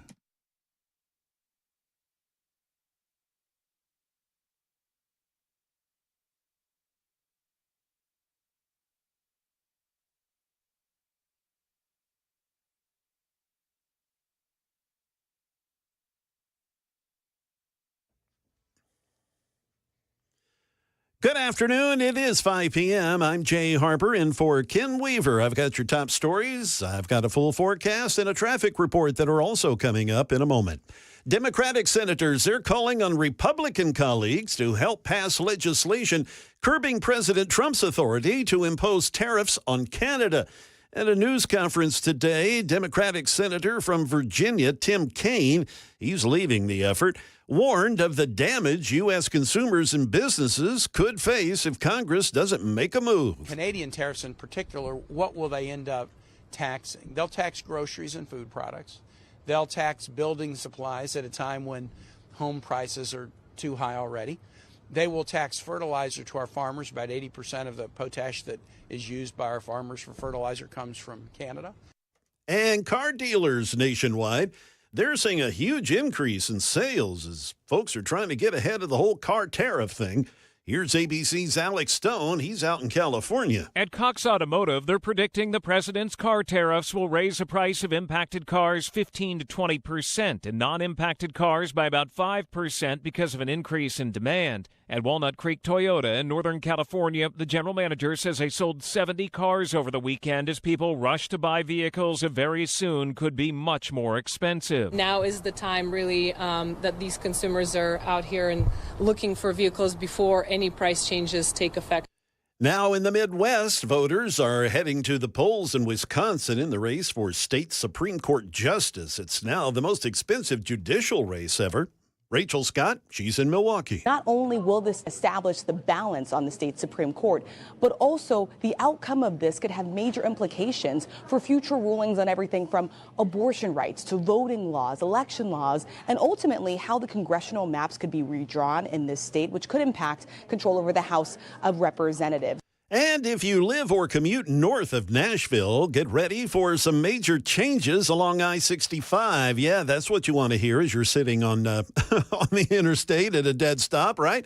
The Tennessee Department of Transportation, they've officially launched Phase 3 of a multi-year improvement project aimed at easing congestion and improving safety on one of the busiest corridors in the state. The $126 million project, it actually kicked off over the weekend and focuses on a 3.4-mile stretch of I-65 from about State Route 44 in Sumner County down to Rivergate Parkway. TDOT plans to widen the interstate from 4 to 6 lanes, add auxiliary lanes between exits, replace 8 aging bridges, and redesign the US 31W interchange into a safer, more efficient diverging diamond interchange. Construction's expected to last through November of 2027. TDOT says most of the work, though, is going to be done at night in an effort to minimize disruption for you folks that take that way going and coming to work every day. That is the latest news. Traffic and weather are next. I'm Jay Harper, WTN News.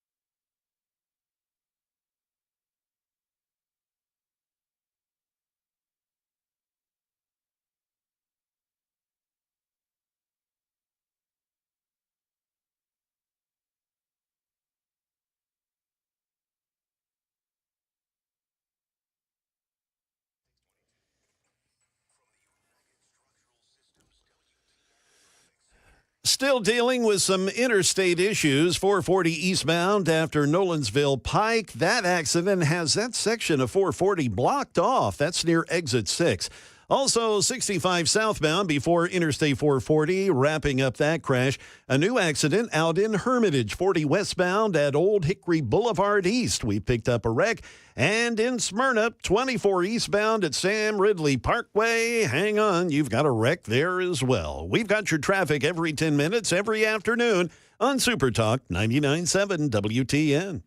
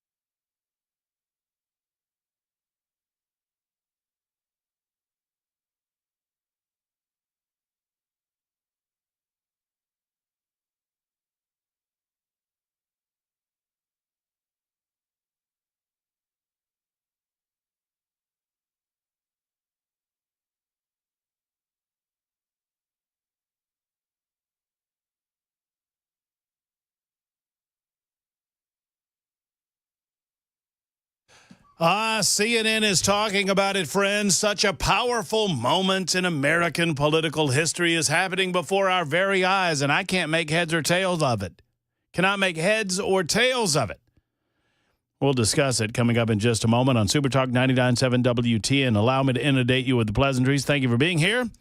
My name is Matt Murphy, and this is the Matt Murphy Radio Show.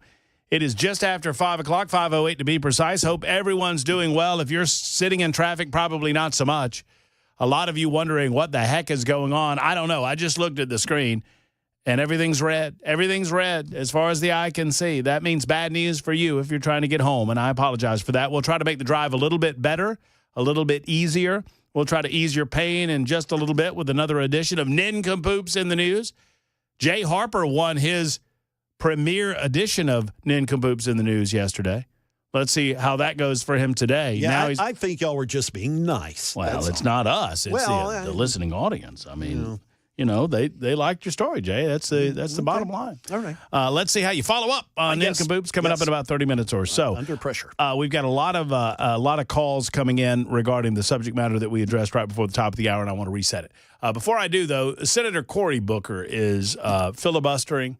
Offering a speech. And if you don't know the rules of the United States Senate, they are pretty simple. I mean, most people are familiar with filibuster rules, that if you take to the floor and you do not give up the floor, then you can hold the floor for as long as you continue to speak.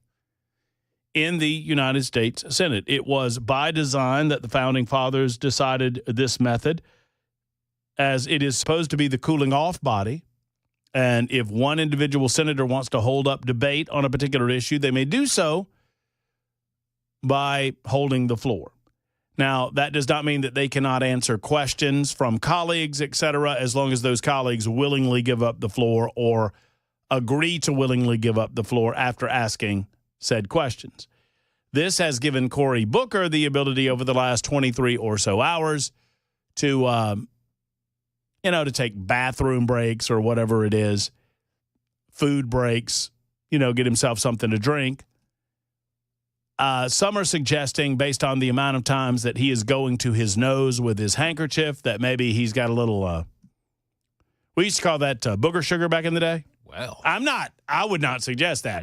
The folks on the Super Text line have suggested that. I would never suggest that. Or at least I didn't this time.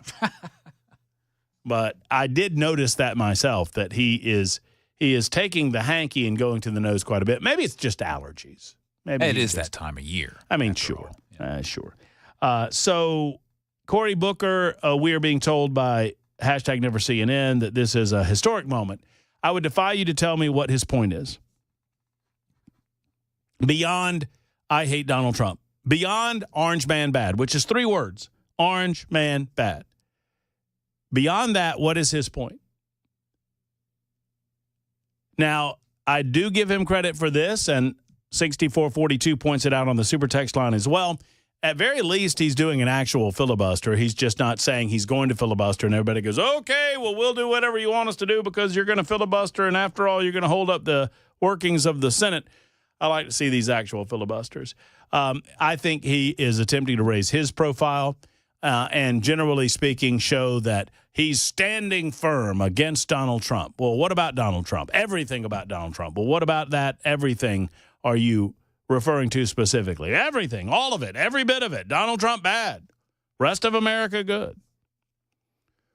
Well, wait a minute. I mean, he's done a few good things with border security. He's done a few good things regarding immigration policy, done a few good things regarding energy policy, done a few good things with our economy, done a few good things.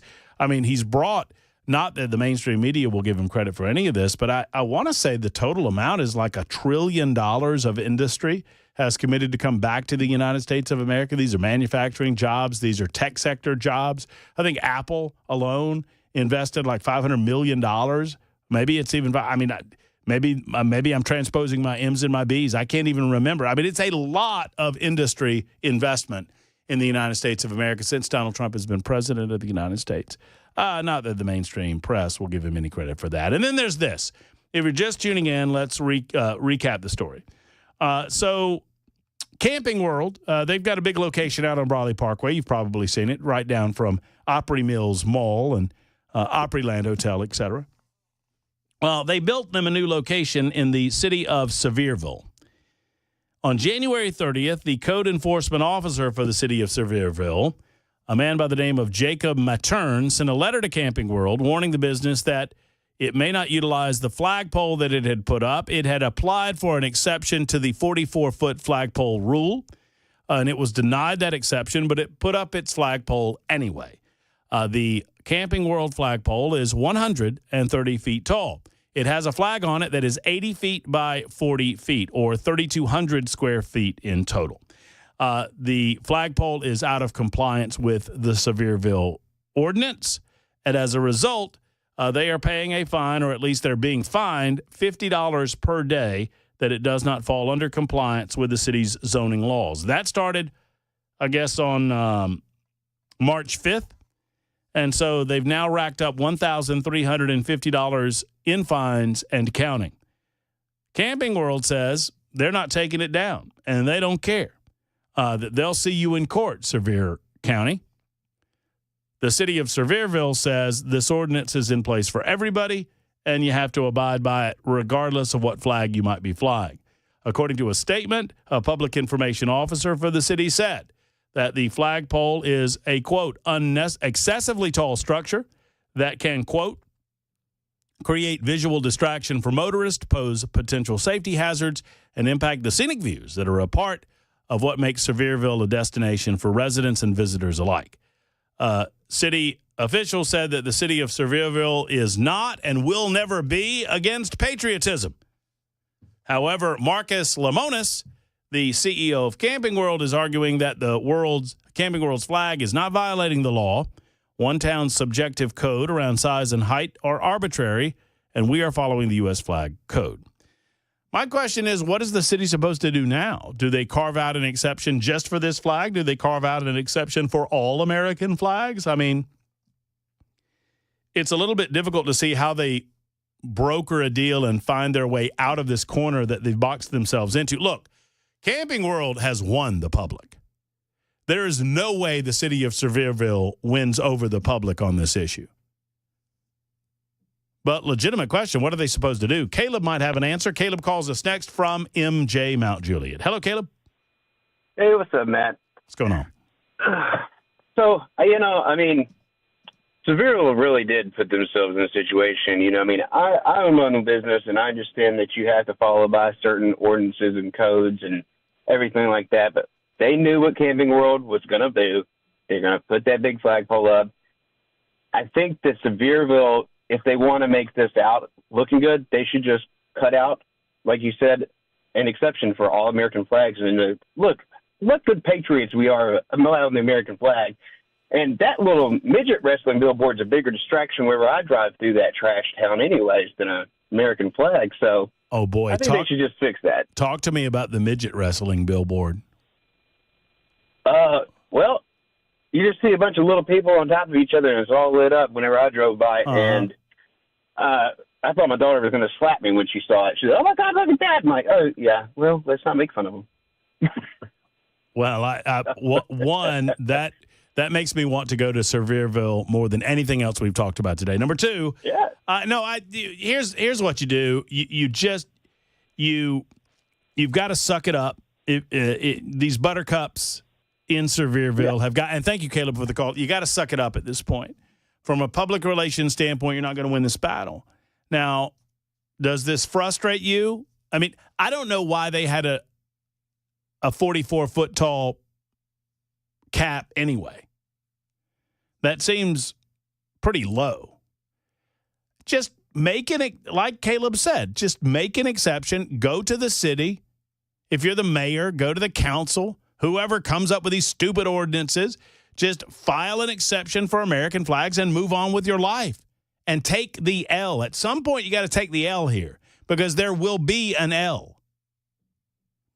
You're either going to become a part of a national narrative that you demand.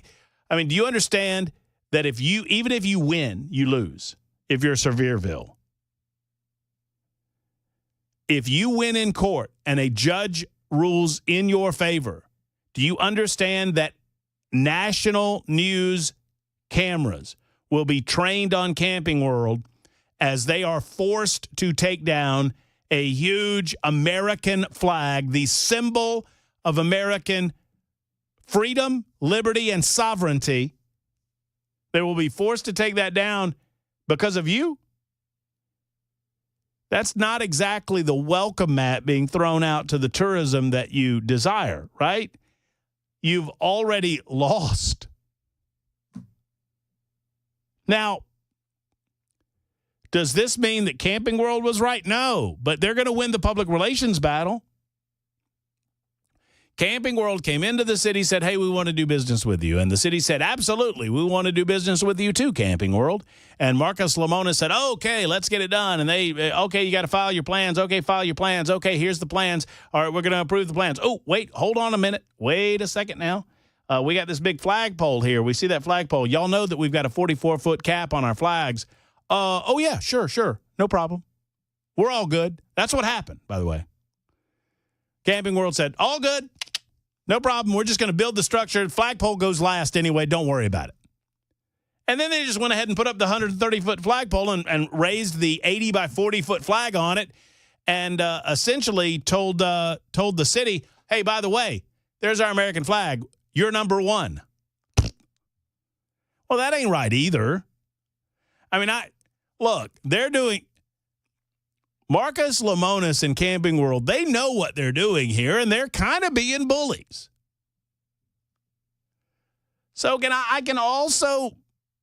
I can find a lot of fault in what they're doing, but at the same time, I don't know what you do to get out of it if you're Sevierville, because this limitation on the flagpole size to begin with, if there was some sort of air traffic that was being disrupted, they would have an easy argument. But to say, oh, the scenic views are being disrupted by the American flag, you say? Once again, go back to the drawing board, carve out an American flag exception, and be done with it. Frank has an idea out of Nashville. Frank, thank you for your call. How are you? Hey, good. Thanks for taking my call. Yes, sir. So it seems like this could be fairly easy. Comparison. In Atlanta, they had an ordinance where they would have the bars closed down at 2 a.m. Otherwise, they'd pay a fine. Bars would just stay open and pay the fine.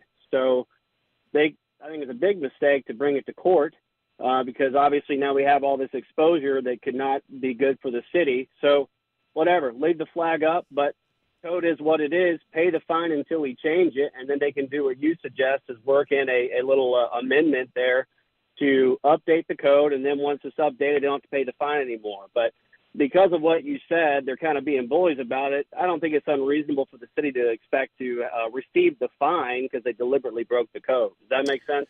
It does. And when we talked about this the last time around, the first time we became aware of the story, this is a little bit of an update. My suggestion is that, the people around the state of Tennessee could throw in $50. I mean, it's a $50 fine per day and, make it Matt Murphy Day at Camping World. And, do a couple of announcements, like two or three a day. Hey, by the way, we would like to thank Matt Murphy for contributing $50 to pay our fine today for the American flag. Thank you for being an American patriot. Matt Murphy Day at Camping World. Yeah, like a sale day or whatever. When you come that day, $50 of whatever you buy goes towards the fee that we have to pay to keep our flag or something like that. And the city gets money and whatever. Yeah, you can make it fun, whatever. Well, one way or the other, I understand the frustration that the city has, and thank you, Frank, for the call. I mean, I understand the frustration the city has.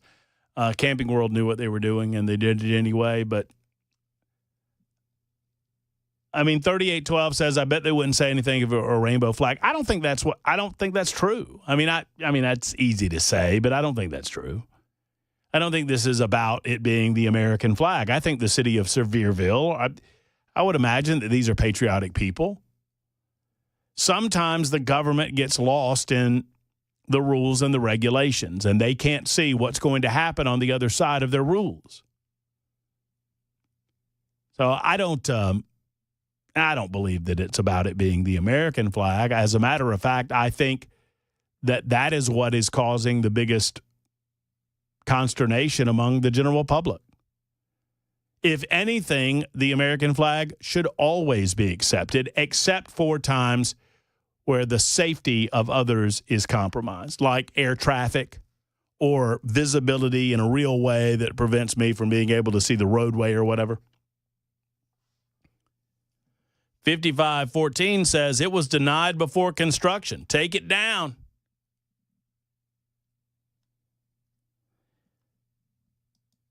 They should do what Trump did and build a mound that's 15 feet high and put their 44-foot flagpole on top of that. Well, you still would have 70 feet to go if you want to get to the size that they're talking about.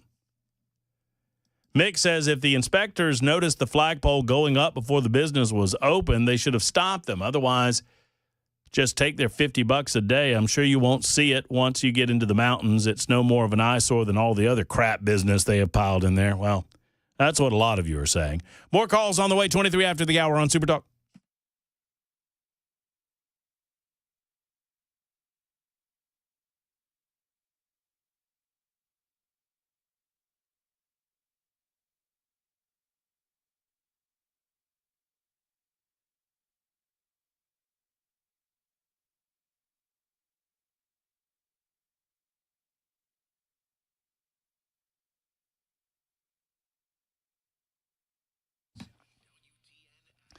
There are a lot of diagnoses out there. There's a pill for everything nowadays, but not all diagnoses are accurate. Not all pills are good for you. Hey, it's Matt Murphy, and if you get a diagnosis for European auto repair, get a second opinion before you do anything. Eurofix is the home for second opinions. Now, I frankly think they ought to be the home for first opinions, but before you spend hundreds or even thousands of dollars on vehicle repair from a diagnosis, go to Eurofix. It can not only save your vehicle's life, it can save you a lot of money and a lot of stress. Life's too short to get stressed out about these things. At Eurofix, you get a free 15-minute no-wrench inspection. Big deal. You get an estimate at every visit. You don't get any pressured sales tactics. They just don't do that at Eurofix. Plus, you get a 3-year nationwide warranty and a free loaner car with every appointment. 5 locations to serve you. At Eurofix, you can find them at Franklin, 100 Oaks, Murfreesboro, Belmead, and Mount Juliet. 844-EUROFIX. That's 844-EUROFIX. Or go to MyEurofix.com. Tell them Matt Murphy sent you to MyEurofix.com.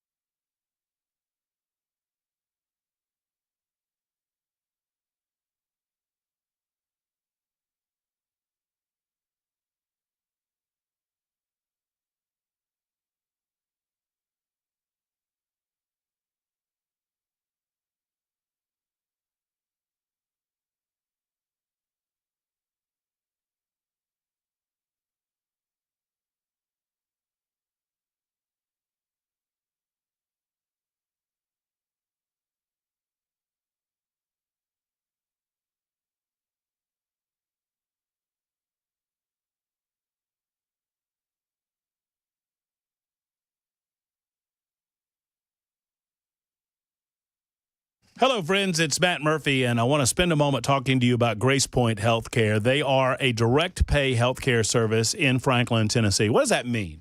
That means that never will the insurance company get in the way of what your doctor believes is the best course of action for you at Grace Point Healthcare. That's important because, sadly, it happens from time to time. Over the course of our lifetimes, things have changed significantly in the way the doctor-patient relationship exists. And sadly, and I say sadly, I mean, you know, insurance companies have gotten far too involved. At Grace Point Healthcare, it doesn't happen that way. They have a basic Smart Care plan that offers $69 a month, which includes office visits throughout the course of the year and free basic labs and diagnostics. At Grace Point, there's no long wait times in the waiting room either. As a matter of fact, you talk about old school. If you're too sick to come to the doctor's office, don't worry. They'll come to you. House calls at Grace Point Healthcare. 599-6868 is the number. 599-6868. Grace Point Healthcare, located in the heart of Franklin. Schedule your next medical appointment today. Grace Point Healthcare, modern medicine delivered the old-fashioned way.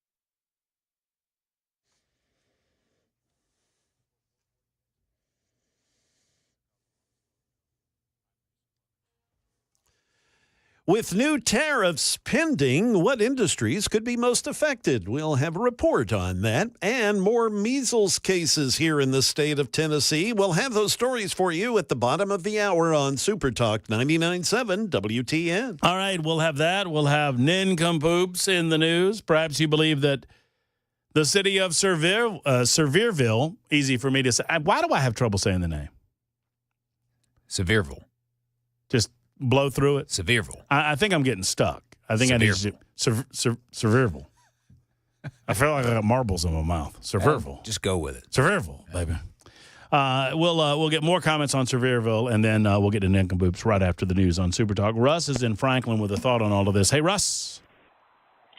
Hey, Matt. Good afternoon, sir. How you doing? I'm doing well, Russ. Thank you. Hey, Matt, I'm an engineer. I've done development work across the country for retailers, and every single municipality has its own rules and regulations, parking lot sizes, flag sizes, things of that nature. And, you know, I'm a huge fan of having a flag out front, but the fact of the matter is, they knew what they were doing. They knew that they were going to bypass the regulations. And when they got turned down for the variance, then, you know, they did it anyway. My thought here is you kept saying before somebody's going to take the L. I don't think anybody takes the L here. I think the owners will continue to pay the fine, and they will continue to move forward. And the city doesn't really have a choice based on all the other, you know, companies that come into the area. You know, I saw an article just the other day where Jeff Bezos has 25-foot high walls around the entire compound of his house that he pays fines for every single month in the same perspective. So while I'd like to see both sides of the coin here, the fact of the matter is, the city also, by the way, passed the regulation and the statutory fines for anybody that breaks the laws. And, you know, maybe they should have made a higher fine if they didn't want this to happen. So yeah, when the story and no, this is great information. Russ, you might be right. I mean, it might be worth I was just doing the math here. I guess it's roughly, you know, you say 300 days, $500, and what is that? $18,000, a little over $18,000 a year. Is that worth it to Camping World to get the patriotic publicity that they will get as a result of this? Yeah, maybe so. Absolutely. I think you just hit it on the head, which is Oh, I think we lost Russ there. Russ, thank you for the call. We'll get to one or two more, and then we'll shut it down for this subject, at least for the time being, and move on to other things like the idea of Dolly Parton. Speaking of Pigeon Forge in Sevierville, Dolly Parton might have something else named for her in the near future. Something that I would frankly think that we can take credit for championing. We were the first champions of this concept. We'll tell you exactly what the concept is, what we will take credit for in just a moment on Super Talk.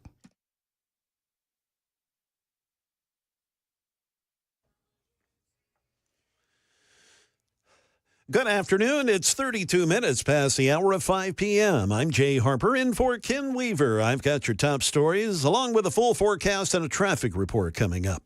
An additional round of President Trump's tariffs are set to go into effect tomorrow, but today investors, some of them are worried as what this may mean for U.S.-based businesses. The tariffs are additional charges on imports into the U.S., and the company importing them pays the cost. Businesses say they will likely have to pass a lot of those costs on to the consumer. There are no details on the specific tariffs that will be enacted tomorrow, but they could be retaliatory and hit a variety of goods and materials worldwide. The president says it's all part of a plan to bring more manufacturing back to the U.S. One industry that's watching what could happen is the pharmaceutical industry. Dr. William Solomon, he's an industry expert and the founder and CEO of the Accreditation Council for Medical Affairs.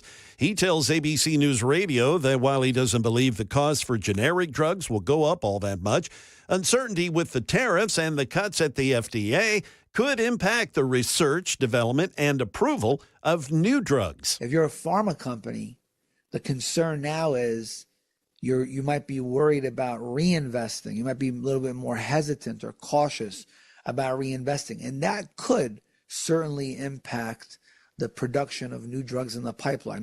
And more medical news, I guess you could say. There are now 4 confirmed cases of measles in Tennessee. That's according to the State Department of Health. The Tennessee Department of Health, they announced the state's first confirmed cases back on March 21st. Tennessee is one of 20 jurisdictions with confirmed cases, according to the CDC.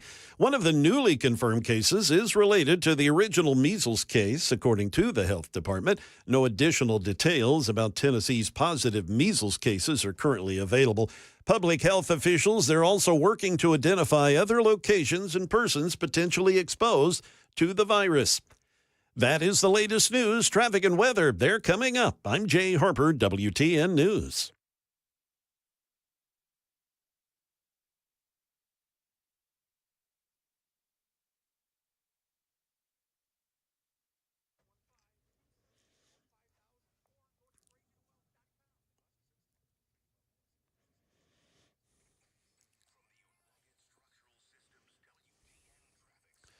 The accident on 440 eastbound just after Nolensville Pike there at exit 6, that has still got that section of the interstate there pretty jammed up, so please be aware of that. 65 southbound now before exit 80, we've got a crash. Also another wreck, 24 eastbound at Sam Ridley Parkway, and we've got an injury accident reported. This would be Gallatin Pike South at Walton Lane. That's in Madison. And finally in Hermitage, 40 westbound at Old Hickory Boulevard East.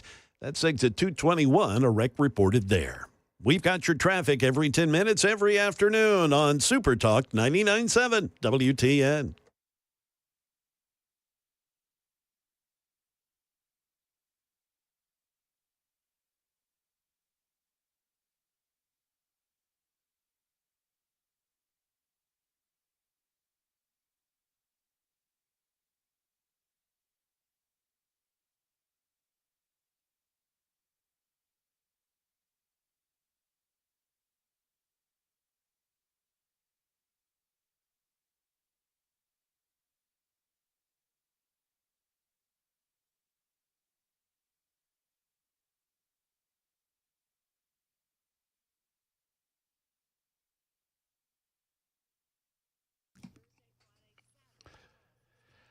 It can be hard to find someone you trust when it comes to your AC and AC repair. Well, if you've noticed that your AC is not running as it should, maybe you've turned it on, you've smelled the smell, you didn't get maintenance done on it, let's get a Jeff Eddy, an efficient heating and cooling call made. Let's make this appointment today. Let's get a qualified technician from Efficient Heating and Cooling out to your home to check that AC to make sure everything's running as it should. You'll never pay over $125 no matter how many units you have on your residential property if you call Jeff Eddy and Efficient Heating and Cooling. Secondarily, if they find something wrong, they're going to alert you to that and allow you to make an informed decision about what to do. If it's time, it's time. And sadly, at some point, the AC is going to go, and when it does, you need to handle it with Jeff Eddy and Efficient Heating and Cooling. They are an elite pro partner with Rheem. They can help you find the right unit that's right for you and your family if it's time to replace. They'll only tell you that when it's actually time. Jeff Eddy and Efficient Heating and Cooling. Call today at 615-784-4424, 784-4424, or efficienthvac.net. When your AC's not ready, call Jeff Eddy and Efficient Heating and Cooling.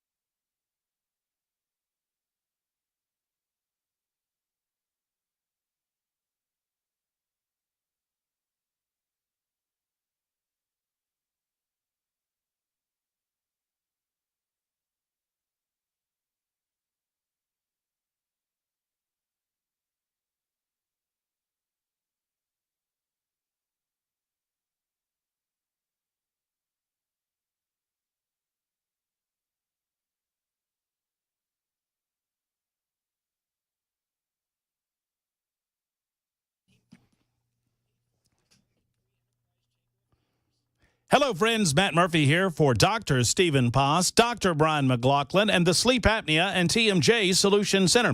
Are you feeling sluggish or run down? Do you not know why? Could it perhaps be sleep apnea? Do you snore a lot? Does your partner wake up in the night and give you the old poke in the back? Well, if you're getting any of this from your partner, or if they've noticed that you stop breathing or you stop snoring abruptly at night, it could be sleep apnea and it could be a serious health concern.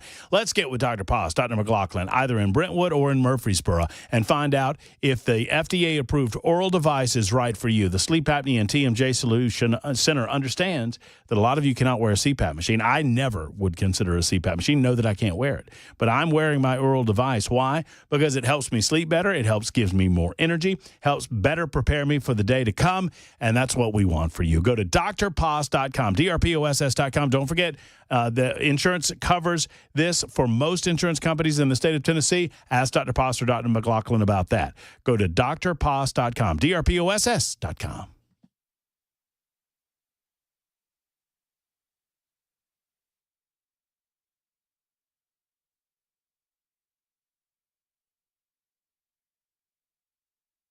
Super Talk 99.7 WTN. It is the Matt Murphy Radio Show. I have a very odd nincompoop story. Okay. It is less comedy and more, I don't want to say serious question, but someone's a nincompoop in the story, and I'm not sure who it is, and I'm going to leave it up to the audience to figure it out. Okay. That's coming up in just a moment. Nincompoop's coming up in just a moment. I want to finish up the conversation on the flag, so I'm going to go quick. I am happy to note that thank you to Representative Jake McCalman. Among others, I have now in my mind galvanized that if you just say the word severe, right? By the way, Chris Webber's looking at me funny because he told me to do this 30 minutes ago, and I just dismissed him. But now I'm giving McCalman all the credit. So if you just say severe and then vol, you got it. Yeah, that's what I said. Sevierville. Sevierville. It's in your head now. You're never going to get it right. It is kind of stuck in my head now, which is a problem. Sevierville. Sevierville.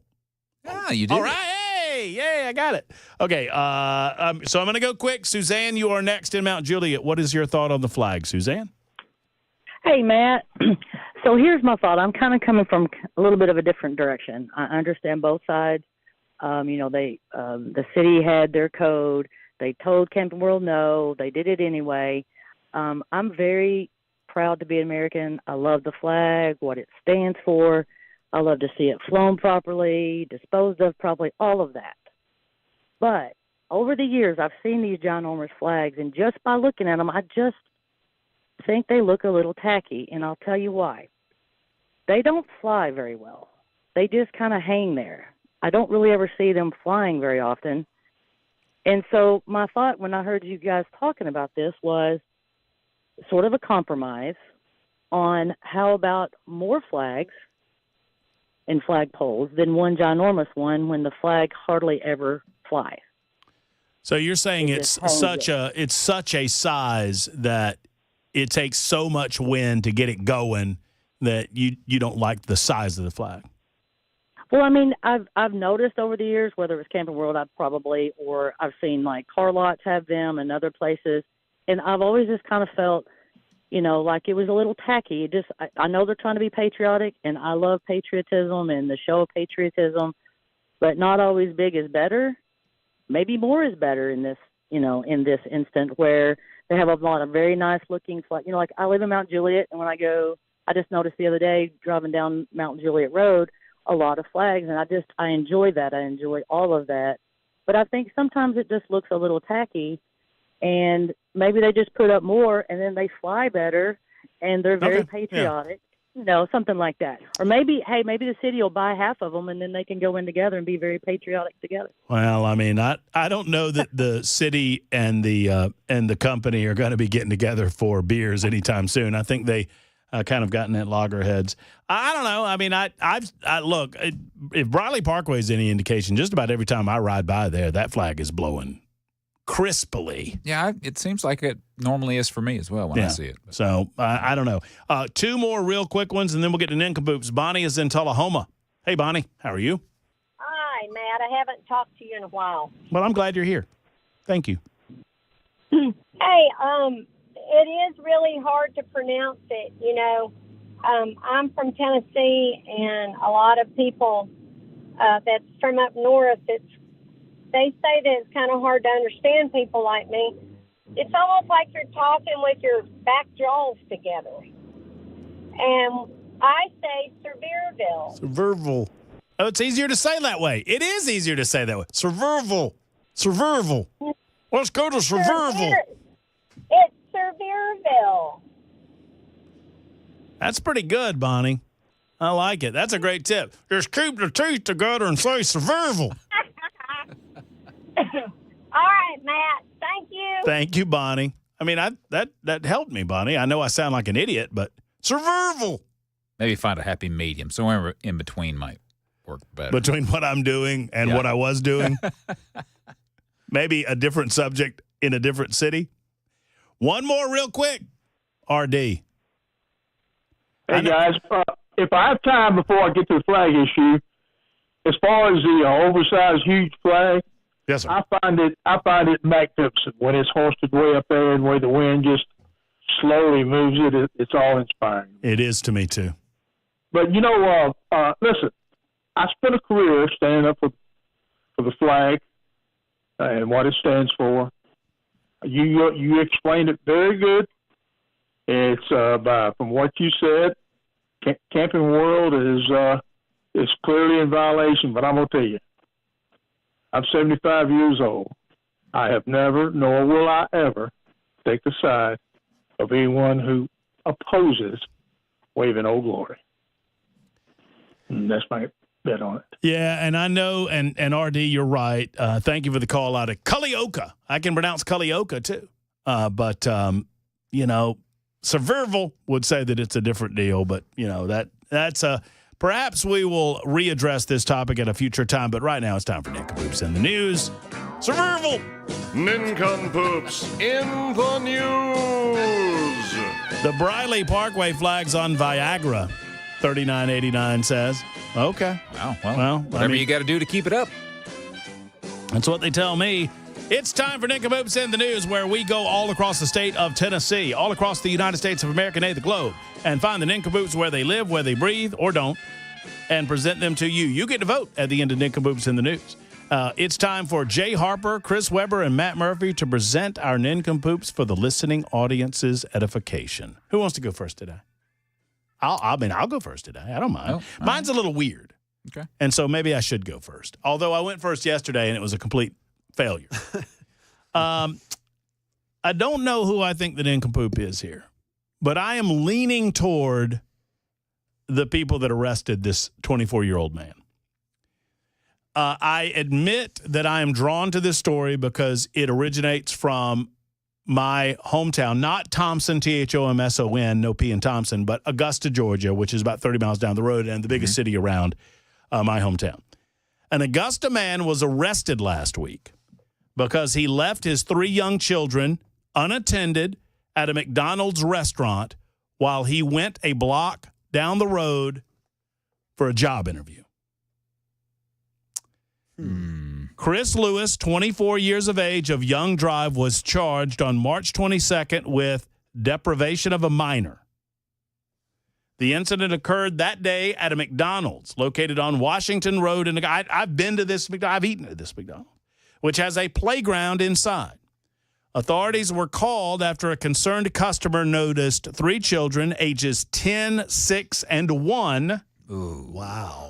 That's the one that gets tricky. If we were doing 10, 8, and 6, I might have a different attitude about the story. But 10, 6, and 1 were reportedly left alone. A responding deputy found the children unattended. A witness reported seeing Lewis with the children around 4:30 that day. The witness also observed Lewis leaving the restaurant and returning later before leaving again. He arrived back at the McDonald's just after 6 o'clock and was detained by officers. He explained that he walked to the restaurant with his children to the restaurant from his apartment, and he did not want to make them walk back while he attended a nearby job interview. He said he did not own a vehicle, and the mother was not there. The mother arrived later and took the children from the restaurant. Lewis was arrested and taken into custody. I'm going to do it this way. Mr. Harper and Mr. Weber, if you were the officer, would you have arrested this man? Yeah, I would have. Yeah? Yeah, I tell you, even though one of the kids is 10, and I'm sure he's like, hey, watch your, little brother, Which is sister, what whatever, happened. but still, man, a 10-year-old overseeing a no, you got to get this guy's attention. Is he not trying to do the right thing, getting a job? Yeah. Yeah. But take them with you. Take them with you to the job interview. And explain the situation. Yeah. If I'm an interviewer, I'm like, dude, it's okay. I understand. I just, you know what? I can understand the arrest. I feel like the officers have to do what they have to do. Yeah. But if I'm the judge in this case, and I'm going to try to follow up on this. If I'm the judge in this case, I'm going to see what I can do to figure out a different type of punishment than some sort of jail sentence or anything like that. I like that. Yeah. I'm going to try some sort of alternative punishment so as not to punish him for trying to do the right thing. Mr. Weber, your nincompoop, sir? A Florida woman is facing felony charges after allegedly robbing a Dairy Queen at gunpoint. The incident took place in Coconut Creek, Florida, where 44-year-old Allison Fetting reportedly pulled out a black handgun and demanded money from the cashier. However, instead of taking cash from the register, she grabbed the tip jar containing $1.50 and fled the scene, according to the local PD. No one was hurt in the robbery. She was taken into custody the next day on second-degree petty theft charges. But the problem is that she did not report to jail until just a couple of weeks ago. This was back in February of 2024 when this incident happened. And the reason why is because she was in the midst of serving a state prison sentence for multiple robbery and drug charges in Palm Beach County. They say that records show that she served nearly 3 years of a 4-year sentence after a conviction for aggravated assault or aggravated battery with a deadly weapon, battery on a law enforcement officer, and grand theft back in 2003. So she has a history of violence and bad behavior. The real shame with this is that she didn't even get enough out of it to buy a Blizzard. Oh, no. Yeah. I thought maybe a woman was upset about her dipped cone or something. But, man, I love those dip cones. You can't get a dip cone by yourself, though. Have you noticed that? No. Have you ever tried to go drive up and get a dip cone by yourself and drive away? I'm a Blizzard guy. Oh, yeah? Yeah. Yeah. What do you go to? What's your go-to?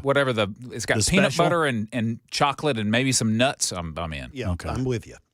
I love it when they do the specialty, like the flavors of the whatever. They did a St. Patrick's Day type of thing going on. Oh, I love those. Mr. J. Harper, your nincompoop, sir. Okay, I'm going across the pond for my nincompoop here.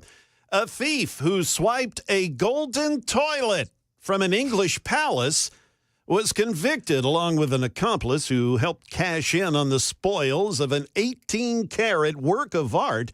This thing insured for $6 million.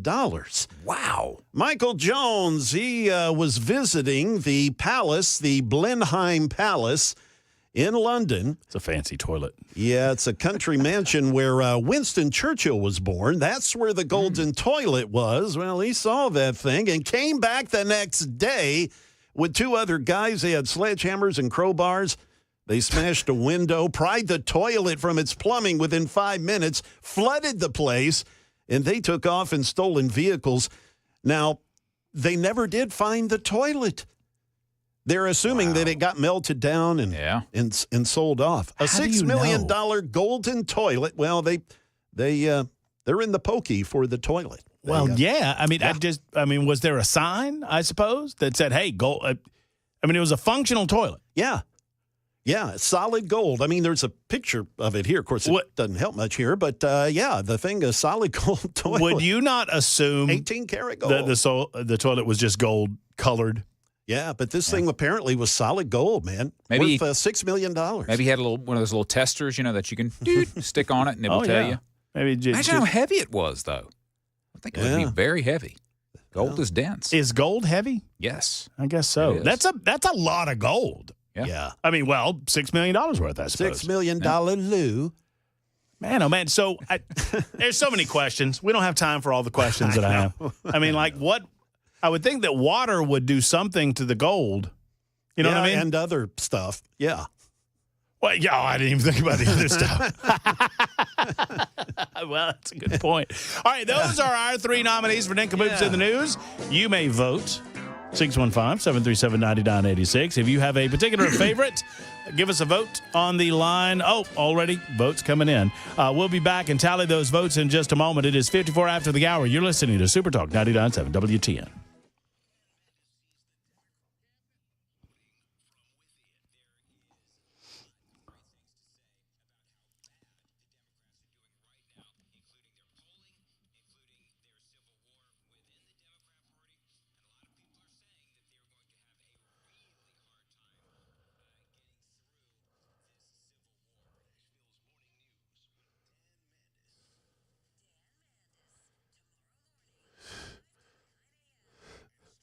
Good Lord.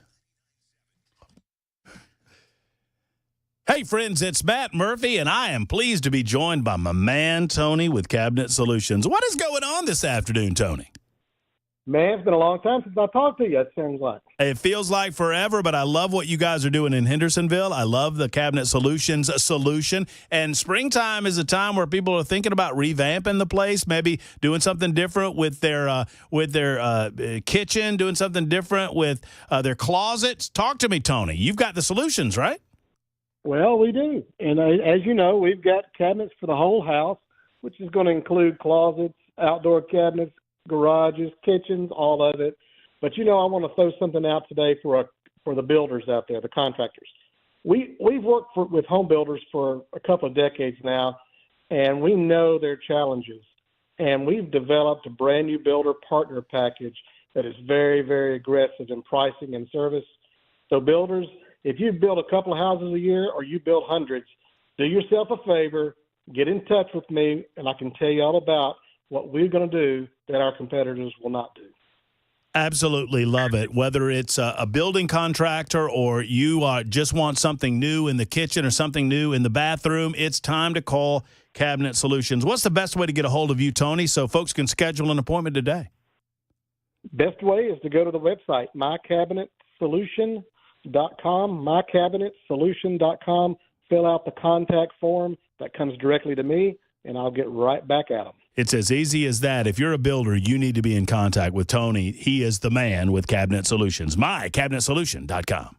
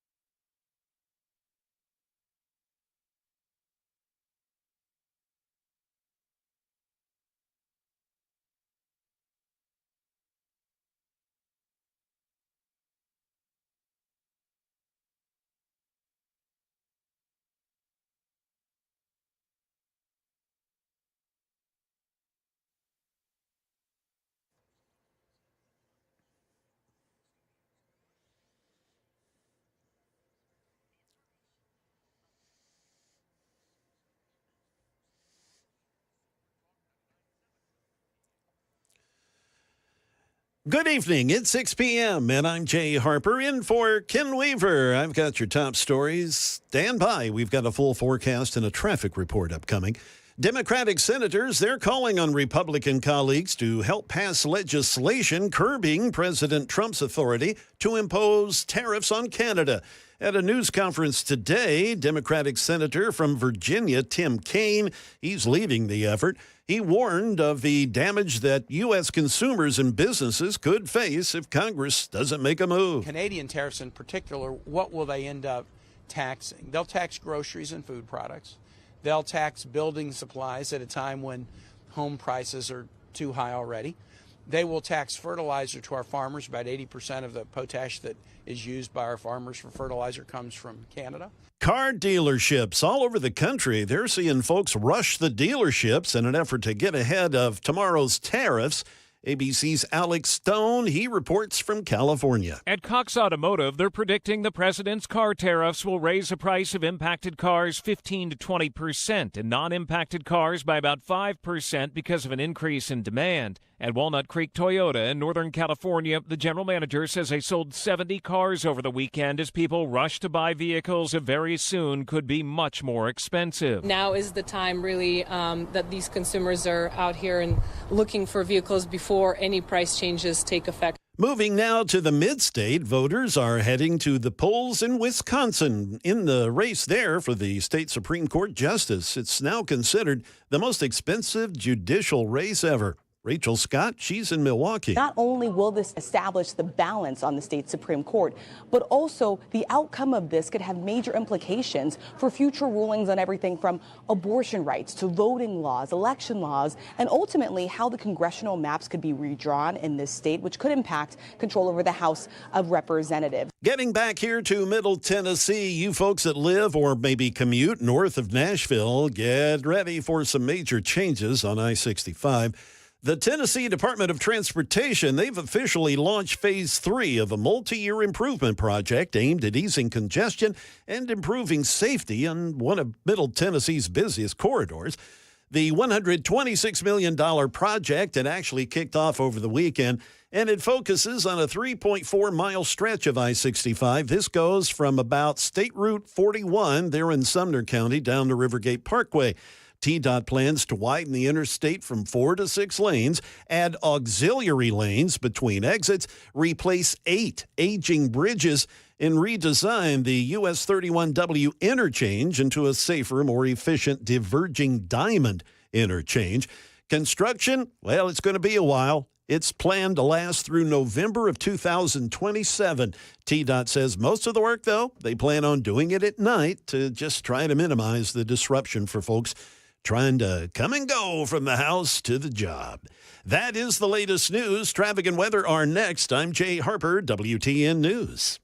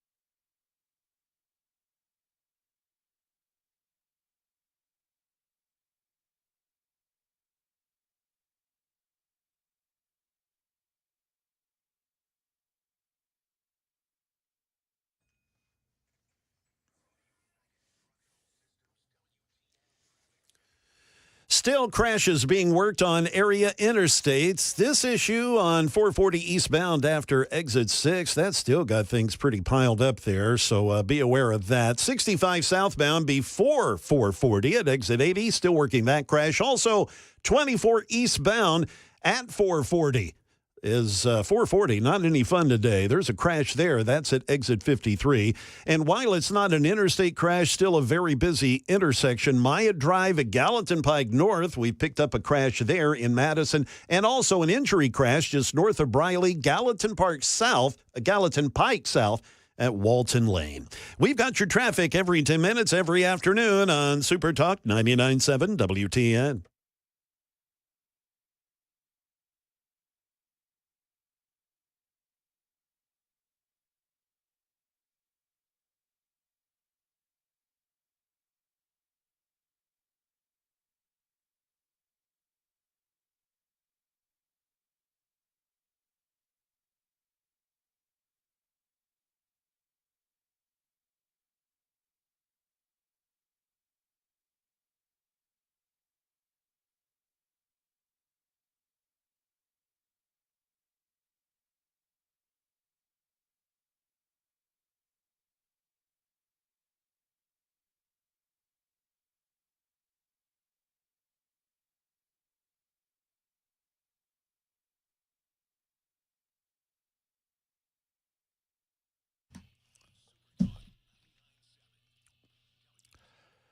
Man, oh man, it is the Matt Murphy Show, flown by today. 3 hours down and 1 to go. It is 6:07. Good afternoon, good evening. Welcome in. Thank you for being a part of our day today. Whatever time you're able to give us, I'm certainly appreciative of that. Hope your travels around Music City are going okay. According to everyone involved that tells me these things, it is not going okay. Apparently 440. Well, hold on. Let me check my notes here. Hold on. What was the sucks? That's what it says right here. It says it sucks. That sums it up. Yeah, all around 440, giving to 440, giving on 440, giving off 440. It's a mess today. Well, you know, all I can tell you is be careful out there and have your patience on, because it'll be there when you get there. It'll be there when you get there, unless it's a dipped cone. So several of you are wondering, well, let me just, 8795 writes in. Says, Matt, I'm almost home, and I really need to know why you can't get a dip cone by yourself. Well, 8795, have you tried to get a dip cone by yourself? Have you tried to get a dip cone by yourself? I have not. Okay, you're driving, and you drive up to the drive-thru, and you say, I'd like a dipped cone. And they say, certainly, and they tell you how much it is, and I don't know how much it is, and then you go around, and then you get the dipped cone. And then what do? You eat the dipped cone? On the way home? Sure. While you're driving? Sure. When's the last time have you had a dipped cone, Chris? I have, but it's been a long time. I'm assuming you're saying because as soon as you take a bite, and it starts melting, and you've got to keep up. And it is a singular, I would suggest that it is a singular activity. That once the process, you could probably get away with holding the dip cone without eating it for a minute or two, which is the best course of action till you get to a place where you can stop the vehicle. Because once you bite into it, you are on the clock, baby. Sorry, are you talking about like the chocolate covering that starts to just slide off and disintegrate? Is that what you're referring to? I'm talking about the ice cream. Yeah. Okay. The chocolate covering is your protective barrier. But once you breach that chocolate covering, it is melt city, baby. And you've got soft anyway, real soft. It ice is cream, soft right? serve, and you have to use everything that God gave you: tongue, hands, lips, every bit of your attention on processing that food so as not to let any of the deliciousness slide down the old hand. Yeah, but don't get in a big rush and bite your tongue. That could cause serious issues. That's a callback. You remember the type of bagel? It was, what was it, cranberry? Some kind of berry. It was a cranberry bagel. That's quite good. Nice. That's very good. By the way, Jay, I think you might have won again today with the gold toilet. Mm-hmm. Oh, wow. Nincom way to go. Poop. Yes. So our nincompoop in the news, gold toilet wins. Several listeners, as a matter of fact, have have put in, oh, golly, it's been a struggle. It's been a struggle all day today. Have you noticed? It's been a struggle all day. I don't know why, but it has been. Some have put a pencil to paper, and they have mathed how much the toilet would have weighed. And I'm getting somewhere in the neighborhood, $6 million, according to the weight of gold. And the basic requirements for making a toilet, we're talking somewhere in the neighborhood of, I'm getting 125 to 175 pounds. Somewhere it's not that bad then. So it's not that bad. Two guys. Yeah, still be a couple of guys needed. But. And I'm also being told that gold, and this is from 0422, gold is one of the least reactive elements, Matt. Water and whatever else, that's in quotes, would really have no noticeable effect. That said, that story got my vote. Yeah. So I guess gold toilets were all good with the gold toilet. Didn't Donald Trump have a gold toilet? That was the rumor. He probably does. I mean, I don't know why he wouldn't. It wouldn't surprise me. Loves the color. 11 minutes after the hour, Super Talk 99.7 WTN. Speaking of someone that is solid gold, what a segue from Murphy. A petition. I'm going to go ahead and take credit for this. I think the Matt Murphy Show should take credit for this because during a time when this stupid bill was running through the Tennessee General Assembly, this afternoon show on Super Talk 99.7 WTN was the first, to my knowledge, to say, no, you're doing this all wrong. I'm talking about the Todd Warner legislation that would have renamed the airport, Nashville International Airport, to Donald Trump International Airport. Well, that bill failed. And it failed for a number of reasons. The price point was primary among them, as it would cost somewhere in the neighborhood of $10 million to change all of the signage and to change the letterhead and to change all of the things that need to be changed in order to change the name from Nashville International Airport, BNA, to Trump International Airport. However, at the time, what did we say, Chris? We said no, not Trump. But? Dolly. Yeah. And I don't know of anyone that said this before us. We're jumping in front of this parade because apparently there's a petition. Who knew? I'd like to say we got it started. Did you start the petition? I'm going to plead the fifth on that. All right. I don't want to sully what is going on with this petition by creating a political atmosphere around it. Because I think we need... if there's one thing that liberals and conservatives and libertarians alike can come together on, it's Dolly Parton. I mean, Dolly Parton desperately tries to remain apolitical in just about everything that she does, and she does a fairly good job of it. Some try to drag her into that world. I mean, there's been times where she's stepped here or there along that line, but largely apolitical. A petition to rename Nashville International Airport to Dolly Parton International Airport as of 2 days ago, and I'm going to update this story in just a moment in real time because I'm going to click on the petition. As of 2 days ago, had 45,000 signatures. Not bad. That's not bad. According to the petition co-organizer, Matt Murphy. No, that's not me. That's not true. I made that up. Lydia Popovich, we're talking about a woman who is an archangel for Tennessee. Well, I don't disagree with that. We need to get Lydia on the show. Yeah. That might be something we should do. The organizer said, this is about creating an airport that honors all that Music City stands for, and they believe Dolly Parton exemplifies those qualities. According to a report from WKRN online, this is just a really shining, glittering example of the best that we all could be. They say that the spirit of love and acceptance and goodwill is so present in Dolly Parton. I would agree with that. The organizers say they believe Dolly Parton should be celebrated in her lifetime, and visitors of Nashville should be welcomed by the spirit of someone who embodies top characteristics. Around the world, Dolly Parton is an individual that sparks joy. What a better way to celebrate her than to rename the airport, a place where people are coming in and out of Nashville every single day in a stressful environment.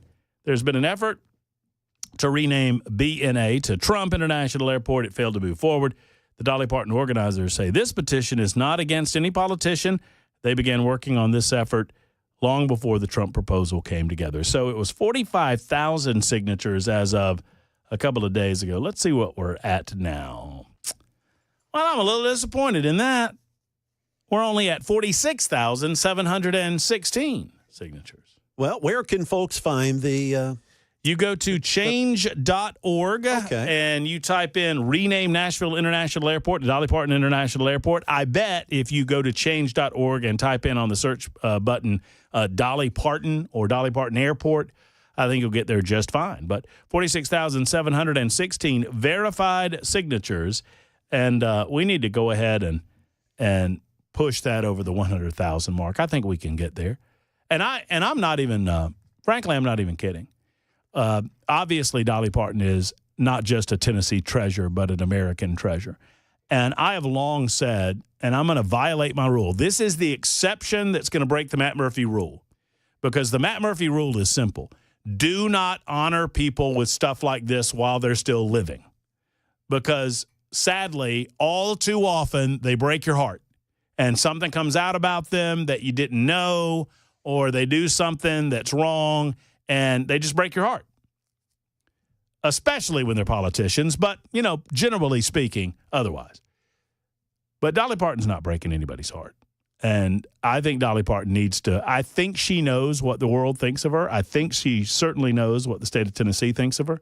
But I think we need to show her. I think that should be a nice honor for her. I think it would be great. Yeah. You know, Matt, and I remember, you know, when I filled in for months last year, in this afternoon news slot, and you brought that up, last year. It was in the summer of last year. I like this Jay Harper cat. See, he remembers these things. Yeah, when you brought this up, we discussed this, when you were on middays.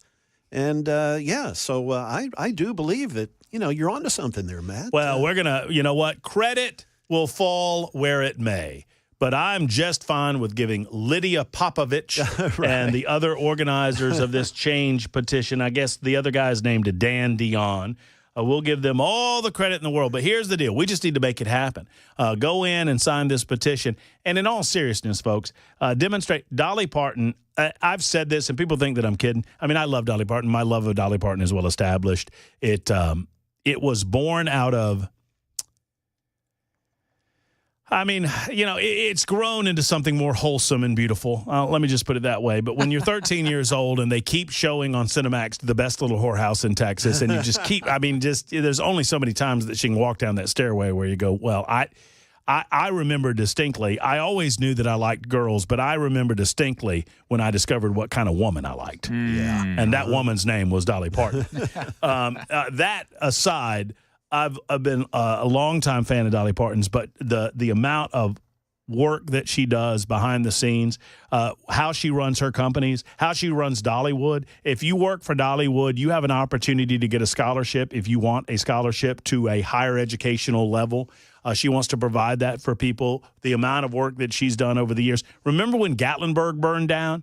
And she was giving millions of dollars to the citizens of Gatlinburg. And then obviously the Imagination Library. And she did that for years, and people had really no awareness of how much that had grown.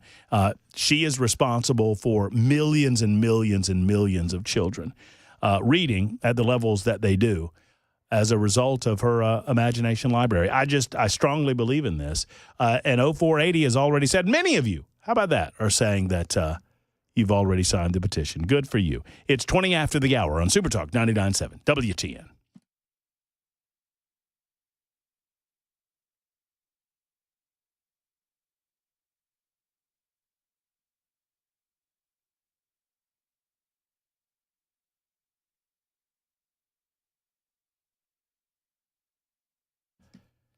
Friends, Men of Valor is such a wonderful organization, and I'm so pleased to be a part of being able to tell you about all the good that they do. The Men of Valor organization goes into our prison system, and they sit down with men within that system. Their army of staff and volunteers minister directly to the incarcerated by way of Bible study, discipleship group, chapel service, concerts, classes on manhood, one-on-one mentoring.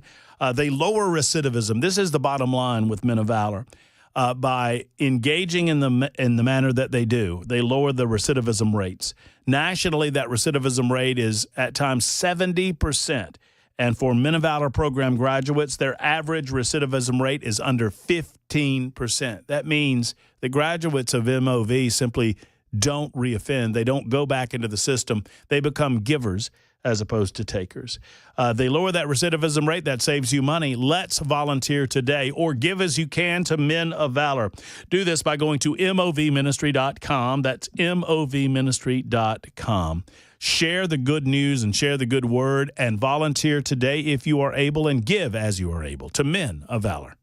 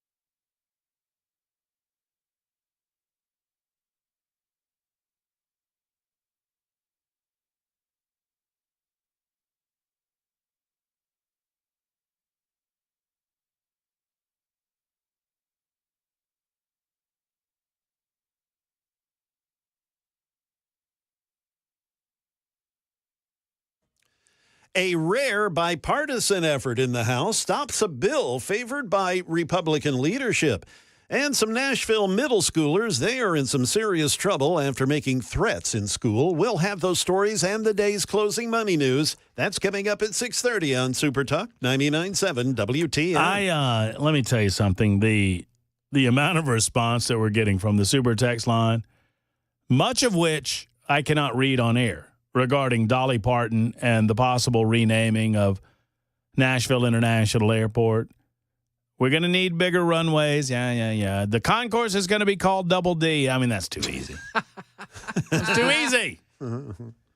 And you're welcome to give us a call or to respond on the Super Text line, 615-737-9986. Matt, many years ago, I was a stage manager for a live TV show that she did at the Opry House. Really? And she, down to earth, as real as they come. You know, of course, she's about 3 feet tall. That is what kind of startles you, is how tiny she is. Yeah, she's a very, very petite woman. But just as warm and friendly, says hi to every. I mean, you know, a superstar that remembers where she came from, big time. Yeah, you know, it's funny you say as real as they come, except for the hair, which, one of my favorite quotes, and I'll screw it up, and someone that has better knowledge of these things will correct me, but years and years ago, it was some interview she was doing, maybe Barbara Walters or something like that, and they said, how does it make you feel that people perceive you as just a dumb blonde? And Dolly Parton says, well, Barbara, that doesn't bother me at all because I'm not dumb and I'm not blonde. So Matt put a link to that petition on your socials. Yes, I will do so. Thank you very much. And a lot of you are saying that you've already signed the petition, and a lot of you are suggesting that it should be named something else, and I understand all of that. But they can all call the airport Double D. I got it. Need bigger runways. Got that too. B&A works. We've already discussed that you could keep it B&A if you want, and you could just. I doubt that would change. I think B&A would stay the same anyway, but you could designate. I mean, the B and the N and the A could stand for things. Yes. I think I'm with you. Right? So, I mean, the B could stand for, just use your imagination. I'll just allow you to use your imagination. This is the type of day that it's been for me. It's been an off day. And you know what? We like to say when we have the good days and the bad days, it's been a really off day for me because I've yet to get to the story that I wanted to lead the show with. Wow. Which is odd. And it's about Freddy O'Connell. But I do want to finish the show with it. And we perhaps will have many opportunities, or at least some opportunities, to have this discussion down the road about Nashville Mayor Freddy O'Connell. Let me tell you what's about to happen. And Freddy O'Connell has already telegraphed that this most certainly is going to happen. And frankly, I believe he has telegraphed the excuse-making involved in it happening. You see, Freddy O'Connell used deceptive tactics, along with his minions who wanted to raise our taxes with this transit tax. They used deceptive tactics in order to do that, and suggested that if you just accept just a little bitty sales tax increase, teeny-tiny sales tax increase, it's gonna do so much for this community in terms of expanding the possibility of transit in and around the city of Nashville. It's going to expand your bus riding opportunities. We can make bus riding cool, which is something that is obviously never, ever going to happen. People ride the bus because they have to, not because they want to. And these transit hubs in and around the city are designed to, quote unquote, create redevelopment. And much of this depends on federal money that may or may not ever be coming. Because on the same night that the transit tax was passed, November 5th, a little other something happened across the United States of America, and that was the re-election of Donald Trump. And a little something happened between now and then, or between then and now, and that is Elon Musk got involved, and the Doge program was created for reals, and it is looking for opportunity to slash federal government spending as best we can to get our financial house in order. Well, that's going to involve Nashville. It's going to involve federal money in Nashville. And already, if you follow him on social media platforms like the X Machine, and you can follow me at Matt Murphy Show, I follow these folks so you don't have to. Freddie's already declaring that what a crying shame it is that we're losing federal dollars at Vanderbilt. I think Vanderbilt's going to be just fine, by the way. And if Vanderbilt University Medical Center needs a couple of bucks, go over to your buddies at actual Vanderbilt University and dip into those coffers and get some of those billions out, and you can continue your research. If that research is so vital that lives will be lost or at stake, why not just dip into that endowment? And don't come at me telling me that they're separate things. I don't care that they're separate things. Right now, we are overspending by trillions of dollars annually. And we're being told that every amount of money that's being cut from federal grant programs is going to kill hundreds of thousands of people. You know what? I'm sick to death of being threatened by individuals that have been sucking from the government teat all of their lives. It's time that we get our financial house in order. And oh, by the way, if it's such a vital program at Vanderbilt University Medical Center, then go ahead and get some money out of the endowment and continue funding the program. But if you're not willing to do that, or if you start making excuses about why that's not a good idea, shut up with the people are going to die nonsense. But I digress. Freddie is coming after your wallet. It wasn't enough that Freddie got the transit tax passed. He's wanting property tax increases. It's going to happen, folks. And I'll tell you why I believe that, and I'll tell you what excuse making he's going to make, and I'll tell you exactly what this has to do with two things: affordable housing in the city of Nashville and in Davidson County, with the Nashville Fairgrounds Speedway, and with John Ingram's plan for that speedway. All of these things are interrelated. And Murphy's got the story. Next on Super Talk 99.7 WTN.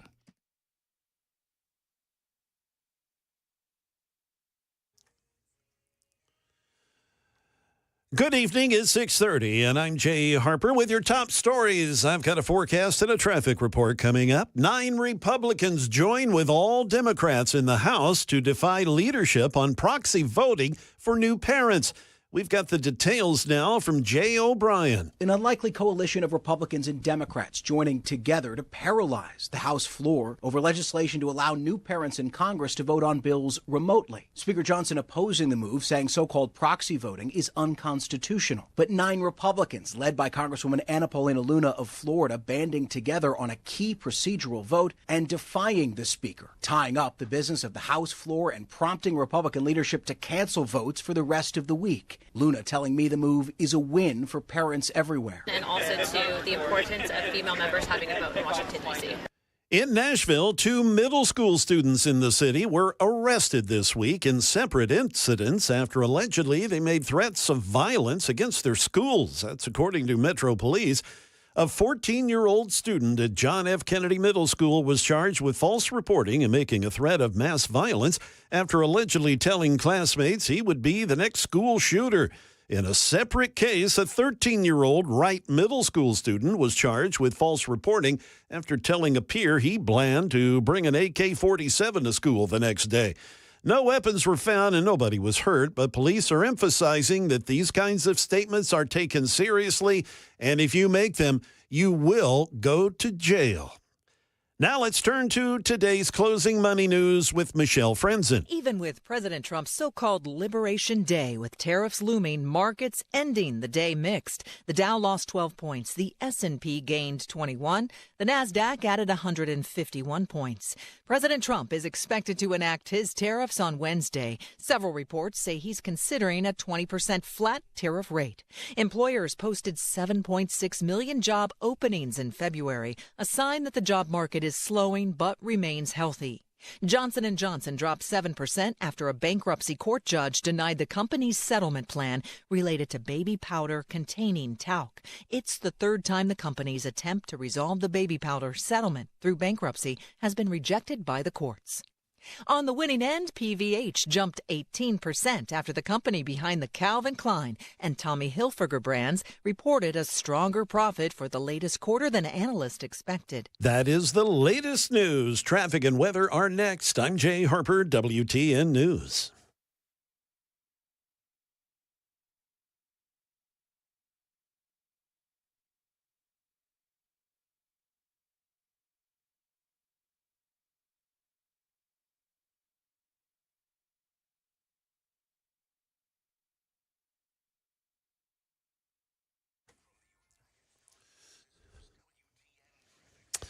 On the North Loop in the Metro Center area, we've picked up a crash 65 northbound at Rosa Parks Boulevard. Also, 440 eastbound now after exit 6. We've got a crash there still being worked. And also 24 eastbound at exit 53. That's where you get on 440. There is a crash there. And finally, 40 eastbound at exit 221A in Hermitage. We've got a crash. 40 westbound west of the city, exit 192 there in Pegram. We picked up a wreck there.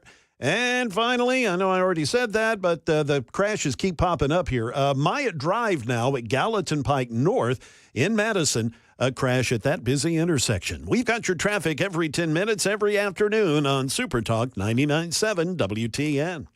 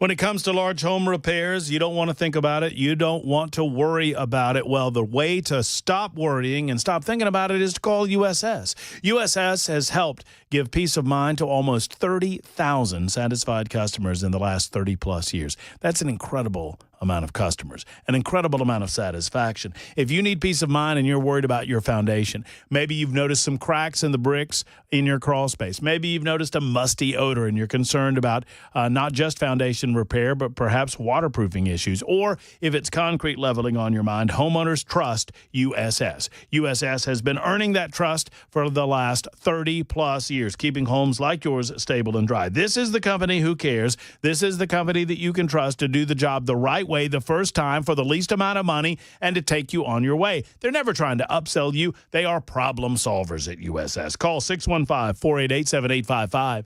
488-7855 for our friends at USS. Go to USSTN.com. Tell them Matt Murphy sent you to USSTN.com.